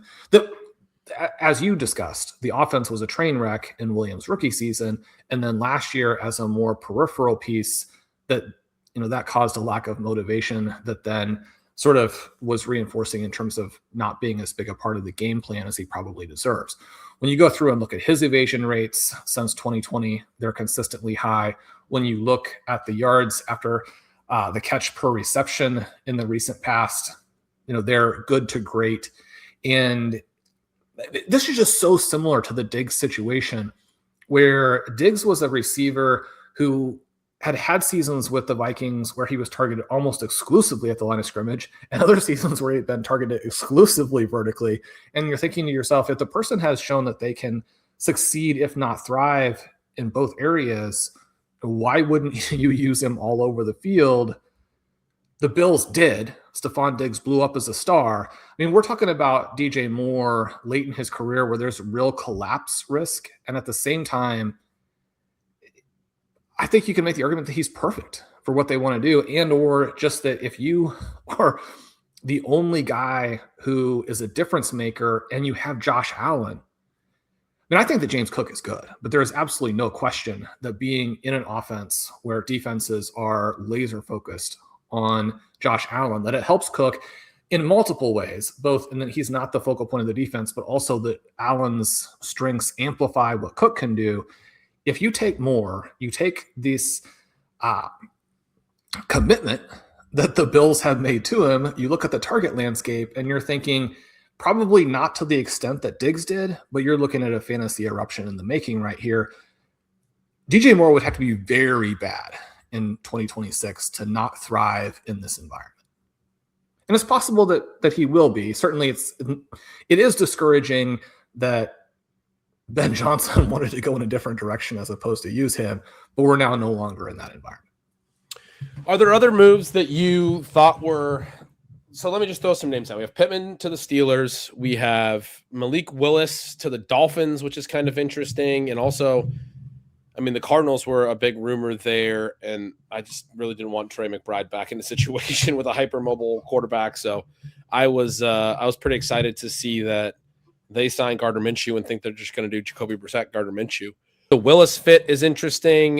You get Tua to Atlanta as a quarterback thing. Isaiah Likely, one of the more interesting, maybe tight end landing spots to the Giants. And then there's a bunch of running back stuff. Obviously, you get ETN to the Saints. You get Algier to the Cardinals. Some people really liked. 2 years, $12 million, not that much. They also brought James Conner back on a adjusted deal. The Trey Benson stuff that I was trying to generate some hype last time you and I talked, looks dead, but he's still on the roster, and he's probably still the most talented player on the roster if he's healthy. It's kind of one of these like fly in the ointment things where he's on a rookie deal. They're not going to cut him. And if he does stay healthy and starts like generating some big plays, that could be a problem for Algier. I think I saw some people talking about Algier as potentially the lead back there. I think 2 years, $12 million, not a lot of money, not something that I would want to be super into. Gainwell to the Bucks. I was talking about Bucky Irving potentially sharing a backfield with a more run first back, like if they had brought back Sean Tucker, being different than Rachaad White. Instead, it feels like Bucky Irving's going to be sharing a back with a souped up version of Rachaad White. I actually think that's pretty negative for Bucky Irving. You got a really good passing down back in Gainwell. I mean, he's not like a perfect player or anything, but he's going to play, I think, a little bit. And so not. Then am I understanding this properly? Can you believe that they non-tendered Sean Tucker? Yeah, you're understanding it right. And that was a little bit like Greg Oman, who's been, he does, I think, the whole NFC South now, but he's been a Bucks guy, was previously a Bucks beat, was talking about that it seems like they're going to let him go, that it was a bit of a surprise. He was, I saw him post about it, that it was a bit of a surprise that there wasn't something there to at least try to get Tucker back in the fold as the RB3. They use him as their kick returner. They use him on special teams, and he's like a good RB3. But it does seem like they are just letting him move, like letting him leave. Yeah. Weird. That was my understanding, at least, as well. So I don't think you're misunderstanding. But yeah, any of those. Jalen Naylor got $23 million guaranteed from the Raiders when he had. I mean, his targets per route run the last couple of years are at like 11%. I mean, obviously the Vikings don't need him in route concepts. They have really good players. But then after the target efficiency, it's like good.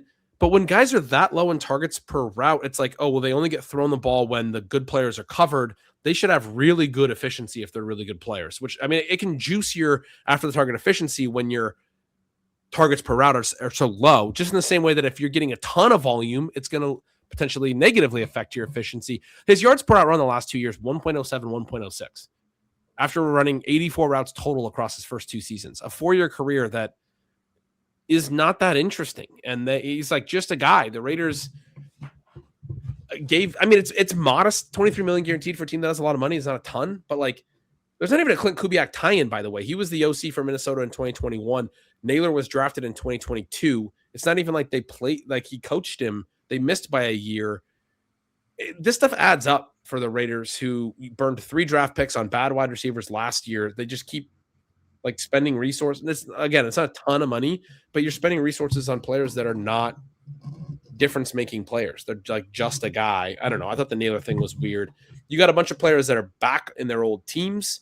J.K. Dobbins is back with the Broncos. Shaheed's back with the Seahawks. Travis Kelce's back for another year with the Chiefs. We were talking last year. I remember you saying at one point the Chiefs probably just wished that he would have retired at a certain point. And there was talk that he was going to leave KC, which it seems like maybe KC feels a little bit like you were saying. Like they were like, yeah, dude, just retire. I guess we have to bring you back because like Patrick Mahomes and you like are business partners and like have a steakhouse together. Like, yeah, we know that you're best friends with our franchise player, but can you just retire? Anyway, he's back. He's 36. Ian Rappaport tweeted, at 36, Kelce's play was at its usual level, landing him in the Pro Bowl. I just want to note that Travis Kelce's career low yards per out run was in 2015, his second season, 1.83 until the last 2. It was typically over 2.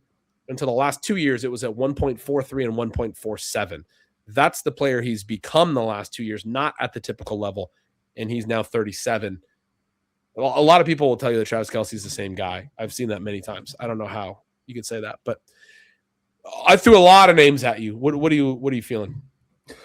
Well, you talk about players who are going back to their teams. So the Rashid Shaheed contract is interesting to me from the perspective of he is getting more money than Mike Evans. And in terms of guaranteed money, it's more than double.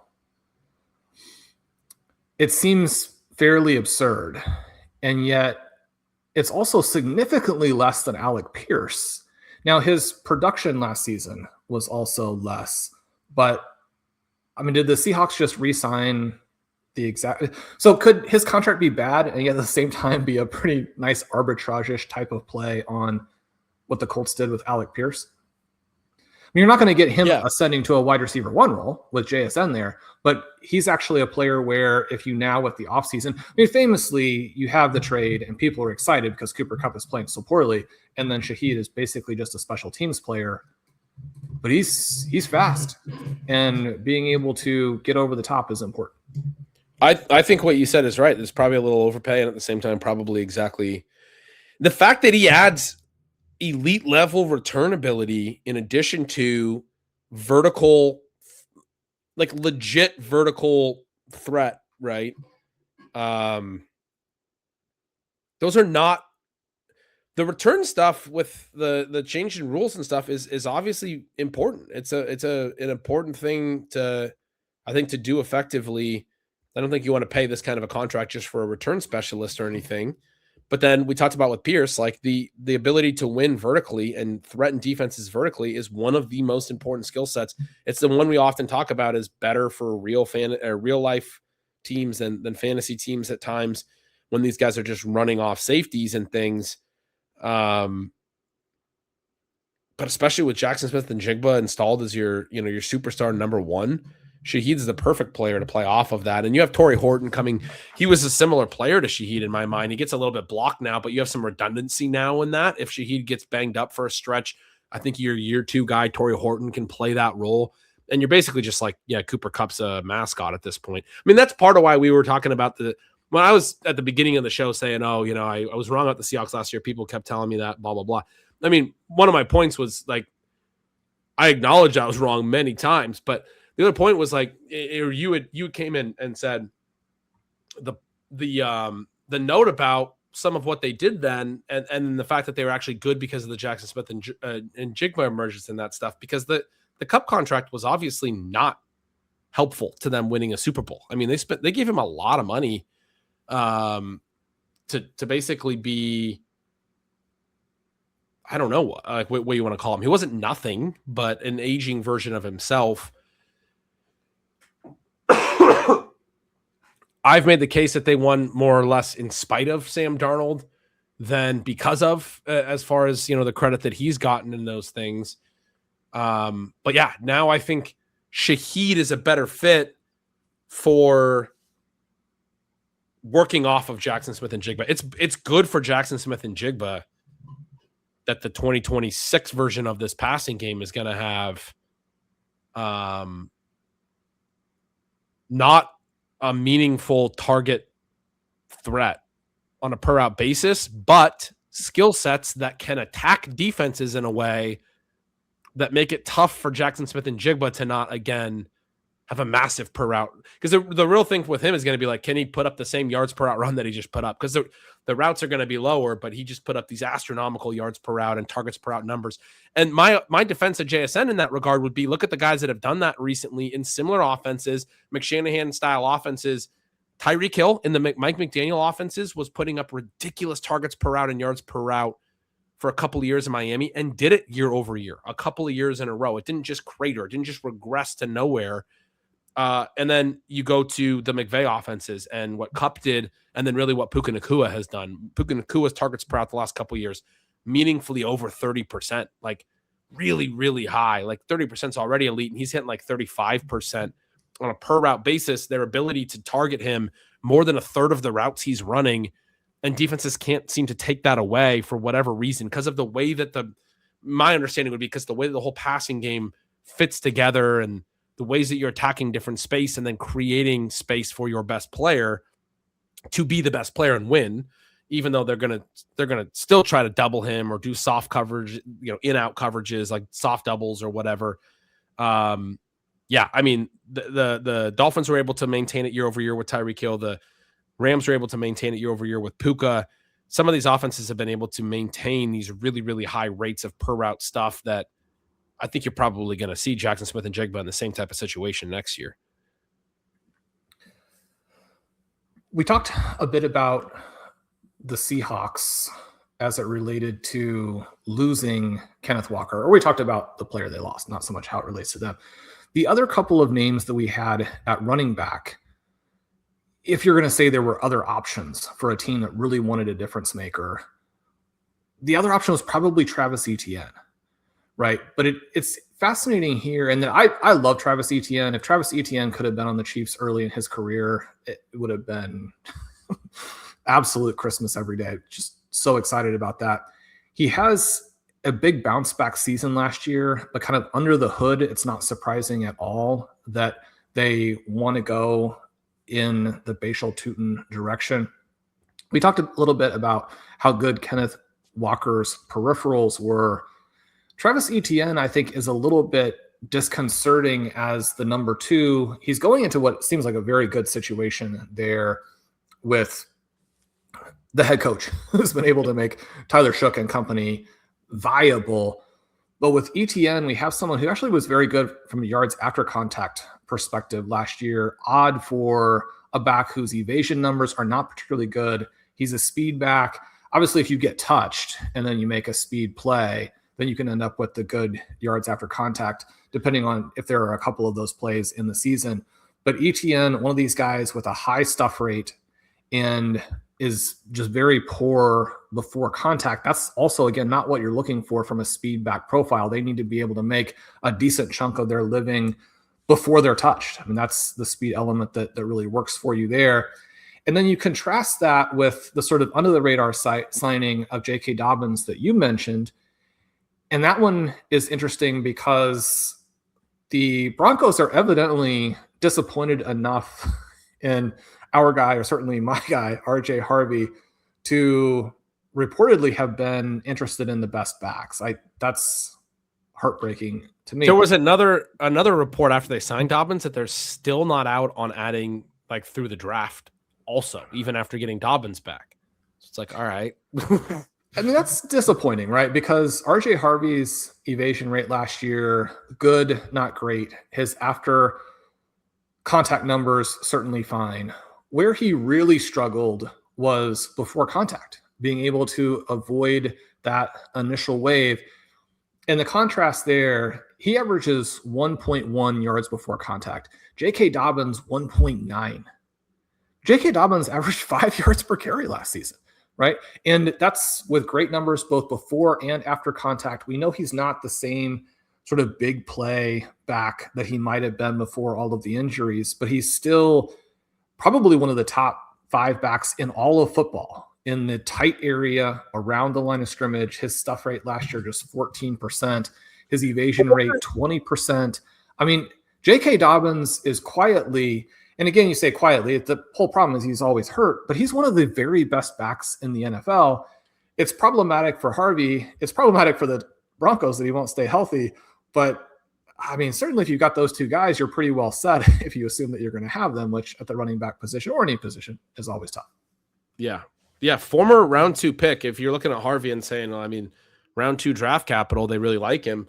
I mean, they do. They also spent round 2 draft capital on like Marvin Mims and never use him. Harvey could be a bit player, a role player in a Sean Payton offense that does that to players. But Dobbins, yeah, it's important to remember back, obviously not that player anymore, but remember back to what he was coming out of Ohio State, a guy I know you really liked as a prospect. It was a very fun prospect. He was a really dynamic player in college and was a guy that we were really excited about. And then he just had injury after injury. And so now we think about him as this like old banged up player. But if you can get back healthy enough and you have that kind of a ceiling to your talent, even if you're not hitting that ceiling, probably still a better running back than RJ Harvey. If RJ Harvey does have real limitations, I mean, it wouldn't be weird for J.K. Dobbins to just be a better player. So that's, concerning. The Travis Etienne one for me, as I was writing up my free agency reactions, that's kind of where I was throwing those names at you, was just some little blurbs, things that I've started to compile. I haven't gotten this piece done or anything, but the Etienne one, as I worked through it, I mean, they finished 28th in scoring last year, the Saints, even though Kellen Moore, I think, did fine, right? Late in the season, they had 3 games where they hit 24 or more points in the final 5 weeks, and I think that's part of why people think, like, hey, this team's on the up and up. They're moving the right direction. Tyler Shough looked better at the very end of the year. That was 3 of only 4 games all year where they scored more than 21 points. And again, like I said, they were still 28th in scoring with a few decent games late in the year. A lot of the games that Chuck started, they were scoring 17 points and stuff like that. I'm worried that they're going to finish in the same range in scoring next year, that there's not going to be a ton of touchdowns in this offense. And without the potential for big touchdown numbers, you have a little bit of a veteran running back. You know, he's not getting any younger, needs a lot of volume in a non-elite offense. There's going to be a lot of plays, so he will probably get a lot of plays. Kellen Moore is an interesting coach, as you referenced. Last year, 1,399 yards from scrimmage for ETN. That was the third time he hit at least that number. First 2 years of his career was over 1,400 in 4 years. I mean, obviously missed the rookie season with the foot injury, never played at all 2021, but he's played 4 seasons now, 2022 through 2025. He's been a 1,400-yard back 3 of the 4 years. I mean, I think he's a guy who can compile actually and do well and put all that up, but you're talking about a non-elite offense. It's what I wrote at the end of my little blurb, but it's probably somewhat comparable to decent results like James Conner's seasons in Arizona after he came over there, or Joe Mixon's first year in Houston after he went over there. But I'll probably question the ceiling justifying the risk inherent in drafting him in an offense like that. Yeah, the Dobbins one, as you noted, interesting. What do you think about Malik Willis as it relates to Achane? We talked about Willis. He's only made 6 career starts. He's never thrown more than 23 passes in a game. He's going to do more than that as a clear starter. I thought it was interesting that there was this talk that he was going to make 25 plus. He might be a 30 million a year guy. And he actually wound up getting 22.5 million, which is a lot more palatable. It's also a lot more where I thought he should be viewed as a guy who has never had the volume to justify being an every down sort of drop back quarterback. It's basically the cost of living adjustment to Justin Fields' 2-year $40 million that he got to be the Jets quarterback, where it was creating this other tier of starting quarterback contract that's not resetting the market. Not, you don't have to pay 30, 50 million, whatever it is. You're paying more than backup money, but 22.5 million a year is not a massive number for Malik Willis. His cap hit this year actually very low. Saw somebody joke about Tua's cap hit versus Willis's on their 2026 books. It's like 70 million for Tua and like 8 million for Willis. I kind of like him there. I was not very into Jalen Waddle because you already have I think there's very few times I'm ever going to use this phrase, but the best ability is availability phrase that people have. I mean, Jalen Waddle misses games. He misses time during games. He misses routes. That's a problem. I was already kind of concerned about that. Now you bring in a quarterback who, yeah, he's going to throw more than 23 passes in some of these games, but is going to be athletic enough and scramble enough that he's going to push down total pass volume. It's going to negatively impact route volume and those things. Waddle probably will have his splash moments working off the run game and some of that stuff. I think there could be a potential for that dynamic efficiency duo, a bit like DJ Moore and Justin Fields in that year in Chicago together. But I will not be drafting a lot of Jalen Waddle. The reason I think Willis could be interesting for fantasy, first of all, with the mobility for him. But I don't think the passing volume is going to be great enough to really have a huge ceiling. So it's more of a, do we get a good enough cost on this? But I think he could be really good for Devon Achane because I think his dynamism is probably most beneficial to his team's running back. And I mean, Achane's going to lose a massive amount of receiving volume. This was a guy that was at the very top of the league in receiving volume when you had Tua, who basically is just releasing the ball immediately. Lots of dropbacks, lots of short passes, a lot of Devon Achane targets. And now you're going to a mobile quarterback who's going to hold the ball and not throw to the running backs a lot. It's going to be a massive shift in his receiving value. But as long as that's factored into pricing, which it may not be, Devon Achane is an explosive play runner. And I think you may get that element of it really shining through if they design an interesting enough offense around Willis. Do you feel like Devon Achane could be a 1,500-yard rusher? Yeah, there's no limit really for Achane. He's that good. But I think this more or less cements what we talked about on the show recently, that if you end up with Malik Willis there, it kills you. It moves you into more of a third-round type of back, similar to what it did with Breece Hall. You have two questions here, right? One is there any way for this to work in reality for the Dolphins? And it doesn't seem to me like there probably is, because you have a player who's still essentially a developmental quarterback, certainly from a passing perspective, who's being dropped into a catastrophically bad roster. That just doesn't work, right? I mean, you need to have elite quarterbacks in order to carry rosters that are like what Miami is going to be dealing with. The second question then would be, like, can Malik Willis be exciting from a fantasy perspective? And I don't think that we know the answer to that either, because he's played in so few games. But if you do look at a couple of these games, the two sort of at the end of this most recent year and the two at the beginning of the previous season, you do see both rushing EP numbers that are in that 5 range.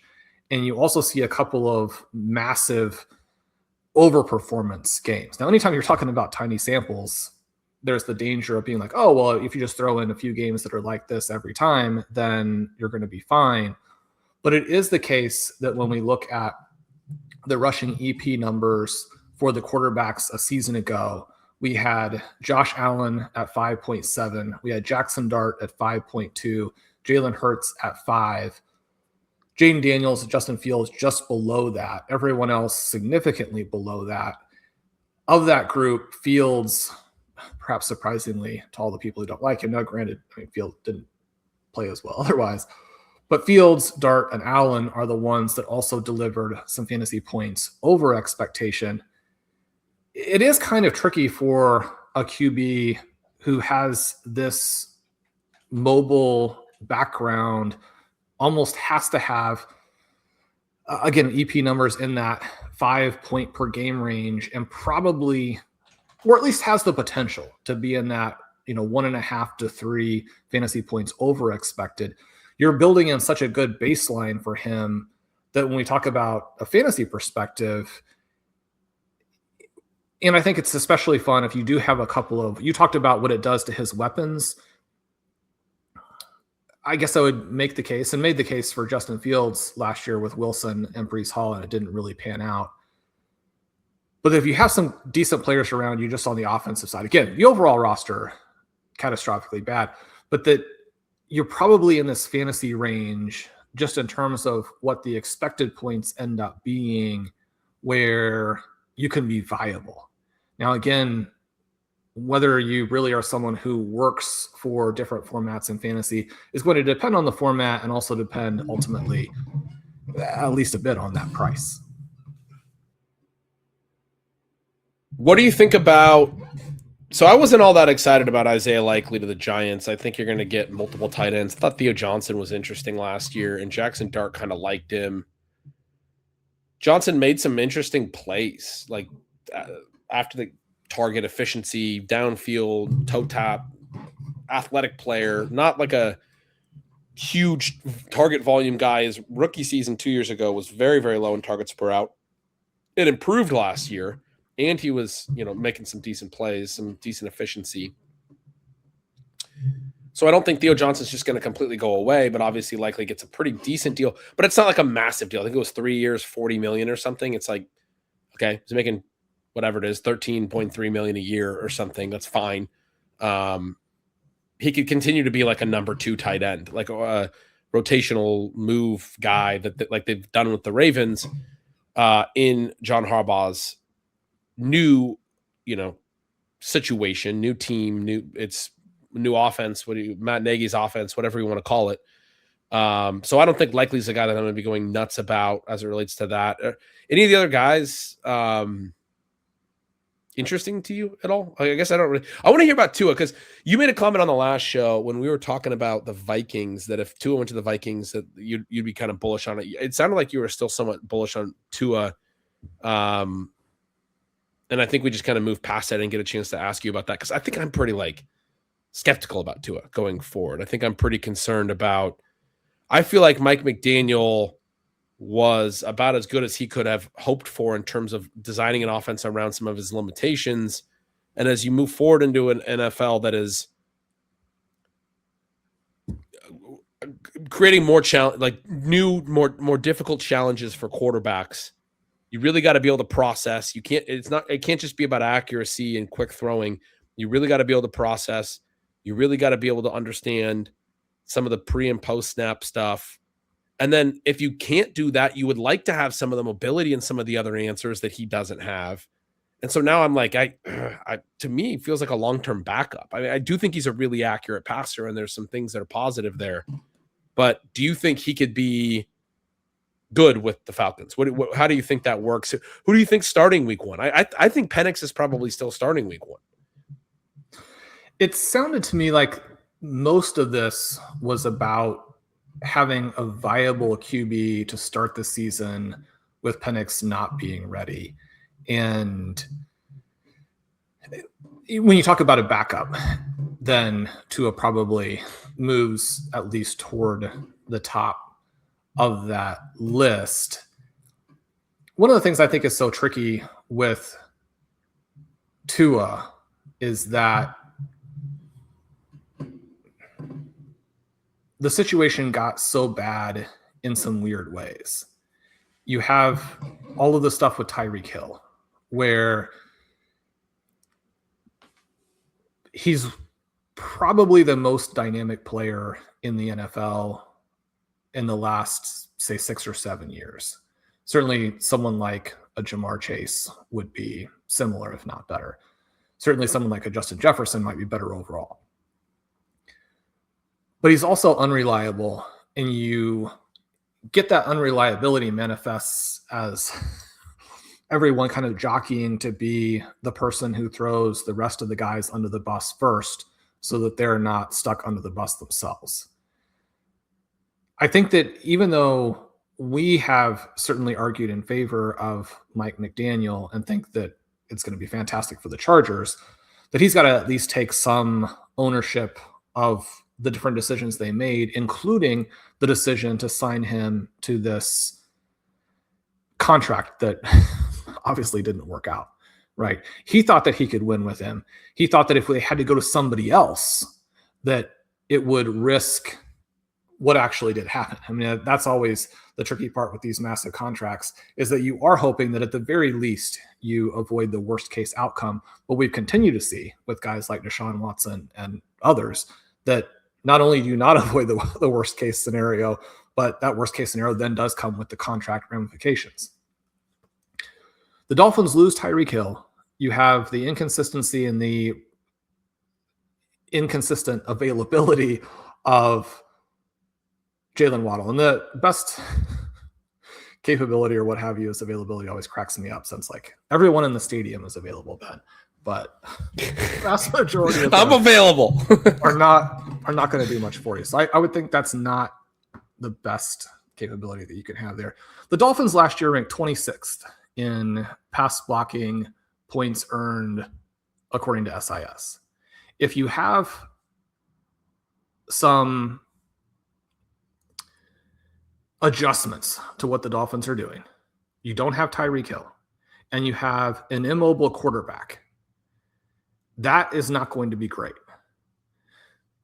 The interesting part about everyone souring to the extent that they did, not that they go from him being an MVP candidate a few years ago, early in the McDaniel tenure, to where he's not in the top 15 QBs. I mean, that part I think is understandable and is fine. But the idea now that he's definitely a backup feels a little bit odd, and that the biggest question when it came down to the massive contract was whether or not he'd even be available, right? It's the concussions. It's not caliber of play. When you think about the accuracy that J.J. McCarthy had last year, which was so far beyond the pale that it makes Zach Wilson look like a Hall of Famer, to have the weapons that the Vikings have, someone like a Tua seems like he would be the perfect fit if you're dealing with options that are like Derek Carr to Kyler Murray. Because the connection now that we have, right, is that it seems to me the assumption that Kyler Murray will be the quarterback next year for the Vikings. Well, that's going to work out much better than having JJ McCarthy. It probably works out in a similar fashion, just with different strengths and weaknesses than having, say, a Sam Darnold. But I mean, Kyler Murray is bad enough that he was let go of by the Arizona Cardinals. Kyler Murray was bad enough that he could not find Trey McBride and could not find Marvin Harrison. We're going to be halfway in the next season, and people are going to be like, Kyler Murray can't find Justin Jefferson. He doesn't see that he's wide open. He can't find Jordan Addison 10 yards clear of the field down there. He can't see him. It's like, yes, everyone knows that he can't see him. I mean, Tua would have had to release the ball to get it all the way out to Jordan Addison like as the play was starting, but he would have known that Jordan Addison was there and open. You're going to get very different strengths and weaknesses, and perhaps just being able to keep the play alive. But it's weird to me that we are kind of back into the same conversation with Kyler Murray about how it's better than other things. I mean, yeah, it's better than JJ McCarthy. That's almost the only thing that having Kyler Murray as your QB would be. It seems to me like Kyler Murray is really going for a low-end result for the Vikings. Now, again, I mean, Kyler Murray can be bad, and they're going to be a playoff team and exciting, right? You've got Justin Jefferson. You've got a good head coach. You've got maybe the NFL's best defensive coordinator. But man, you'd love to see them with like Daniel Jones-ish type of play where suddenly you're talking about, oh, Daniel Jones is actually good, and in a good situation with good players, a good coordinator, now they just score every possession. Does it feel like Kyler Murray can deliver that? I mean, the fact that, again, Jacoby Brissett was night and day better, and better in so many different ways than Kyler Murray. And I'd have some concern if I'm Justin Jefferson that Kyler Murray is going to do with his career what he's done to Marvin Harrison. Now, it's going to be different because Justin Jefferson is not Marvin Harrison, right? But there are some real – I mean, if you're Justin Jefferson, you want a pass-oriented QB, even a mediocre one, who is going to get you your stats, then have to live with what Kyler Murray is going to do. This is going to lead to frustration because the receivers are not going to get their stats. I was just looking on Twitter to see if there was anything that we were missing. I still call it Twitter. I know a lot of people probably get annoyed. You're supposed to call it X at this point or not be on it because it's a crazy platform, but it is where the vast majority of the information is still being broke. There's a report that just came out. I was trying to see if there's anything major that came out that we should address before we get off. There's a report that just came out that the Bucs reverse course, specifically using those terms, reverse course, and are going to tender. It's a low tender for the Bucs and running back Sean Tucker, $3.5 million, but it gives them the ability to match any offer sheet from other teams. They don't get any compensation if they decline to match. But they did at least send some kind of a tender to update our previous discussion. Doesn't seem like it's that amazing because they get no compensation if they decline to match. I mean, it just gives them a right to match. But if some team wants him more than the Bucs want him, then he's going to be gone. So we know that he's only going to get 3 carries a game. The 3 carries from the 1-yard line. Fantastic. But I don't see anything else major as we're recording right now. If Kyler does go to the Vikings, that will be I was hoping that they would get a clearer profile for the skill set, like for the receivers to get volume. Geno Smith was one that got floated. I wasn't excited about. He winds up with the Jets. Who are the other candidates here that I was excited about? Derek Carr. Derek Carr was he would have been good for Justin Jefferson's stats. Yeah. Derek Carr. Gotta play your cards a little bit better. It seems like. Then what's the best signing here as we leave? The best signing. That's a good way to end. You got to give yours too. The best signing so far in free agency for fantasy football or for well, first, just quickly, probably people don't care, or maybe it's interesting. The Trent McDuffie trade. you can use the money in other ways. You get the 29th pick. You get some other picks. The Chiefs have said that the position they don't think you should pay for is corner. The Rams actually now, I believe, have a couple of the Chiefs corners. The Rams defense was low key, and this is something I wrote about consistently going into some of the fantasy playoff based games. Their defense was a problem last year. You could make the case that these moves have sort of separated the Rams out with the Seahawks as the two best teams in football. Do you like the Chiefs sort of diversifying off of the risk of being all in on McDuffie? Yeah, I think so. Rams wound up giving him, I believe, what was the biggest contract, and then Jalen Watson signed with the Rams as well, as you noted. So now you have both the Chiefs corners going to the Rams. But yeah, it creates problems in their defense as well. I mean, they need to draft effectively in those things, but to be honest with you, I didn't give the Chiefs cornerback moves as much thought as you did. The thing I would like to see, we talked about this a little bit, the difference between the Chiefs defense, which is very good, and the elite defenses is that they don't create turnovers. So I'm hoping that part of the redeployment of resources here is to create some more pass rush. Sorry, I distracted you. You were going to give me your best signing. I don't really have one.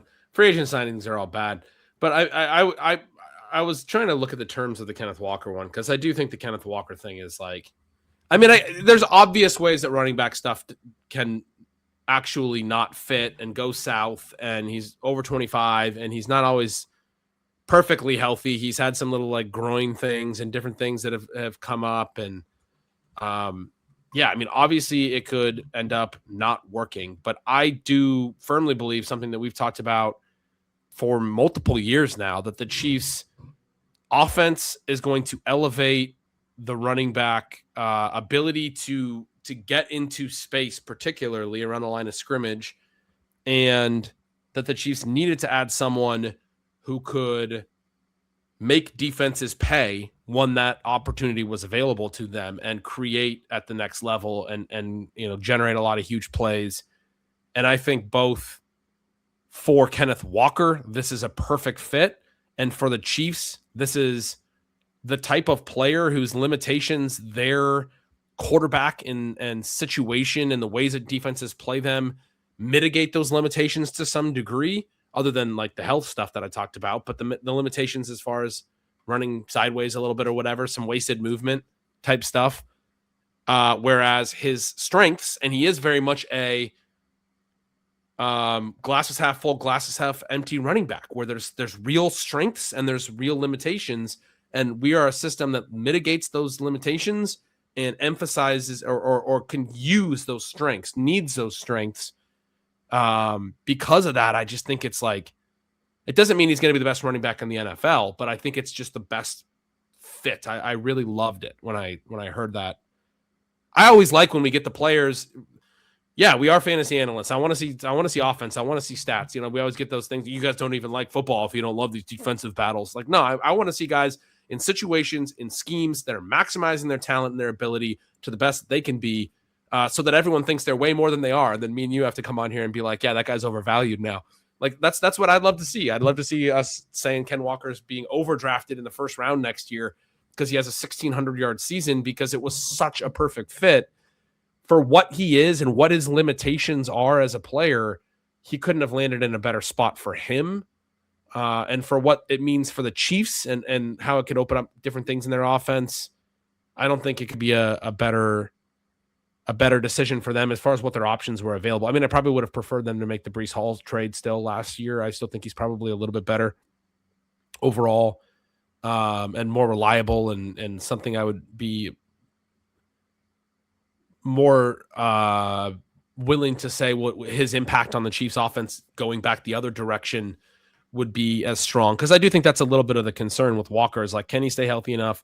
Does he do enough right when it's all said and done to have that impact back on the rest of the Chiefs roster on their offense? I think probably it won't just be that the Chiefs are elevating him, but he's able to add to it as well.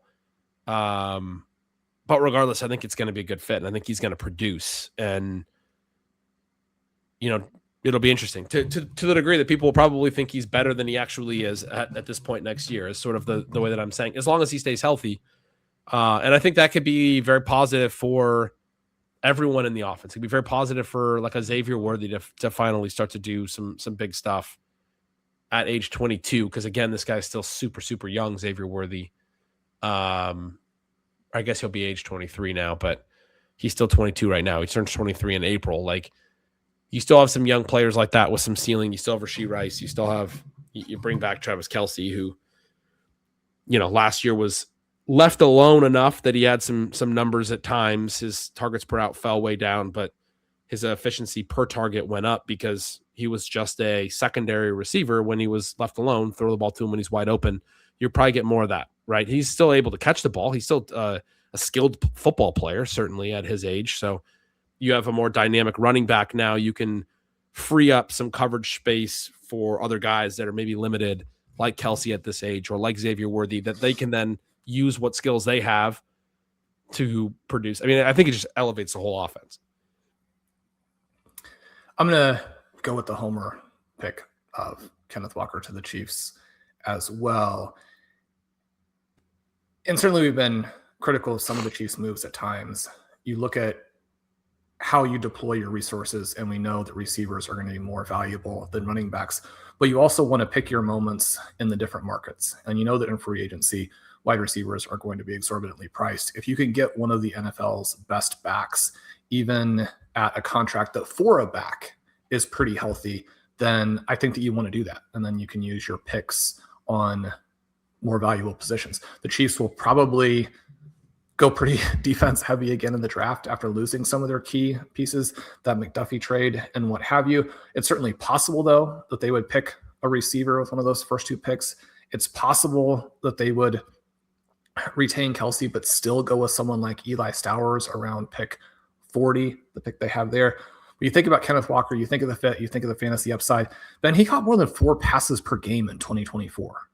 If they use him like that, it's going to be absolutely off to the races in fantasy. And I did get the numbers. 3 years, $45 million is sort of, I think the max value. I'm seeing 43.05 base. So there's like probably $2 million in incentives there. Approximately 14.35 million as the annual number, which the significance of it is that it becomes the largest free agent contract for a running back in NFL history, because the other really big ones that we got in that stretch were all extensions, like Todd Gurley and those, like, you had to pay your guy to retain him.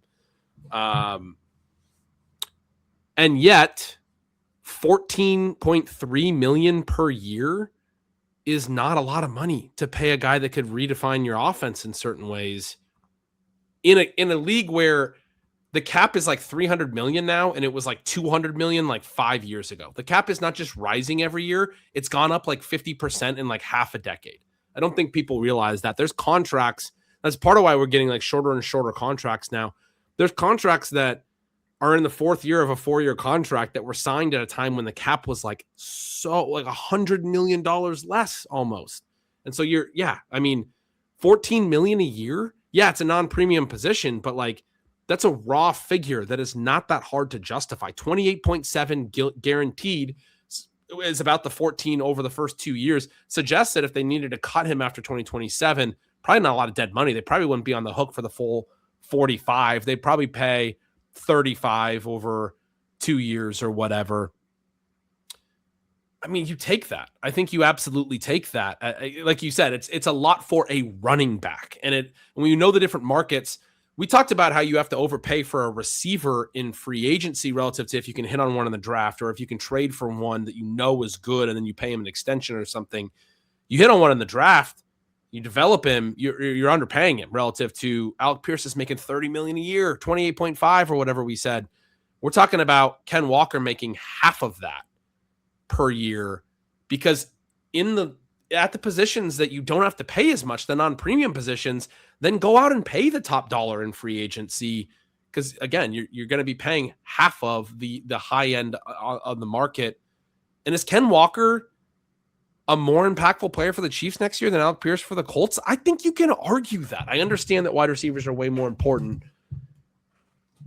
I think you can argue that Ken Walker, a healthy Ken Walker, even though he's a running back, even though, positional value is what it is and matters. And I know that there's some people that are very extreme on the running backs don't matter side of scale that would be laughing at me for even suggesting this, but I don't think Alec Pierce is that clearly a difference-making wide receiver.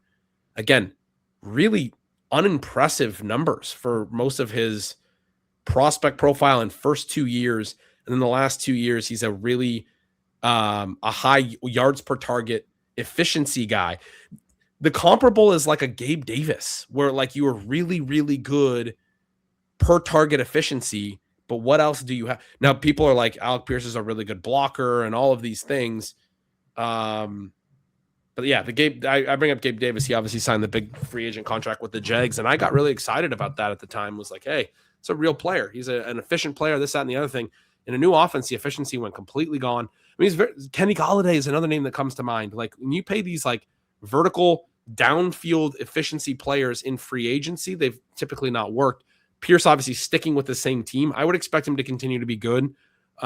It's a sample size of 2 names that I just gave that are concerns for the Pierce thing. But yeah, just to sort of defend my point that a running back might be more valuable than the most expensive wide receiver contract in free agency here.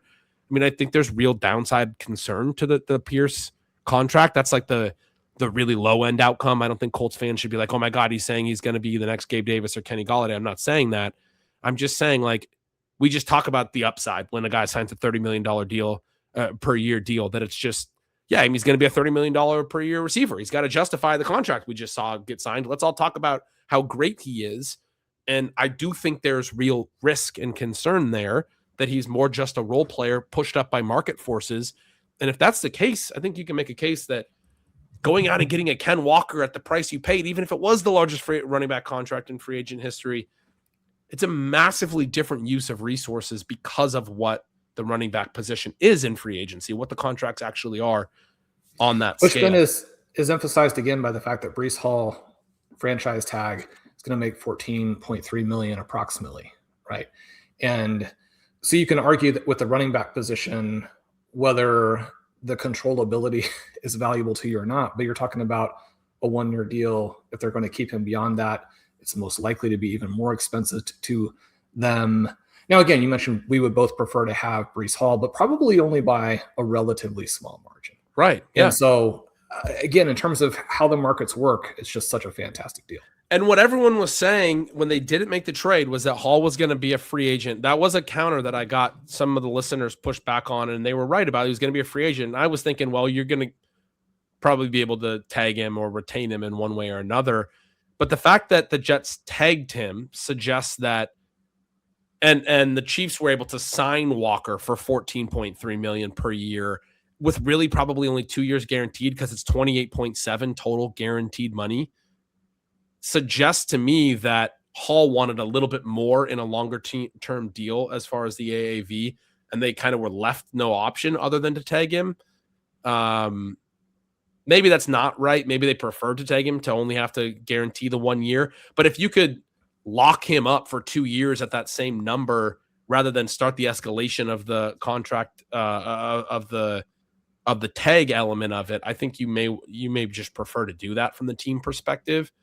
So my point is, if the Chiefs had traded for Hall, they maybe would have had to pay him a little bit more than this and given up the 3rd round pick. And so maybe in some respects, they're like, hey, if you only think Walker's a little bit worse, we saved our draft capital and we signed a somewhat comparable player to a little bit of a better deal, or a comparable deal to what we would have had to pay Hall. Maybe the Chiefs feel like they were right in all of this in the end, that last year wasn't their year to really go for it with the Hall deal, and they were still able to get this guy in free agency rather than trade capital for him in season. There's probably an argument for that. And anyway, as far as the free agency deals go, that has been sort of the long-term takeaway for me in terms of team building. Premium positions where you got to pay a ton in free agency. It's tough to come out winning in free agency. You really want to be able to hit those in the draft. You want to draft those with your 1st round picks. Or if you trade for them, yeah, go trade for those premium positions. Free agency, go pay for the best top market deals at the non-premium positions. Go sign a safety for $12 million. Go sign maybe an off-ball linebacker or something if he's a legit player, because the scales for those positions are lower. Go sign a good tight end or something. Go sign a running back. I'm actually pretty intrigued by those moves, even when they're really expensive for the position as far as cap allocation goes, and the fact that they can still be players that add value on the field. They're still good football players, right? Like there's good linebackers that make a difference. There's good running backs that make a difference to teams. So yeah, I think that's a good pick from both of us as far as the best free agent contract this year. And Ben, it sounds like if he hits his escalators, the washed up 37-year-old Travis Kelce could still end up being more expensive than Kenneth Walker was, to sort of, again, illustrate the value you can get in the running back market. They're like, we don't even know if we want him back, but we kind of have to. I mean, he's Taylor Swift's husband and all. We kind of have to pay him whatever the market was willing to pay him. And they're like, I mean, I was making the Walker versus Pierce comparison and saying Walker's half the price per year and is Walker a bigger impact, and that's questionable. I definitely want Walker over Travis Kelce at this point in their careers for the same money. We can just hope that the Chiefs have their offense designed next year in such a way that Travis Kelce and Xavier Worthy are never running crisscrossing routes. That'll do it for today's episode of Stealing Bananas. I'm Shawn Siegele. With me is Ben Gretch. You can get the Field Tippers pieces and the upcoming free agent reactions over there at Stealing Signals. Again, that's bengretch.substack.com. We'd love to have you guys over at RotoViz. I believe volume 2 of the guide has just dropped. It was fun to work with Kevin and Blair Andrews on that. We love you guys. We'll talk to you soon.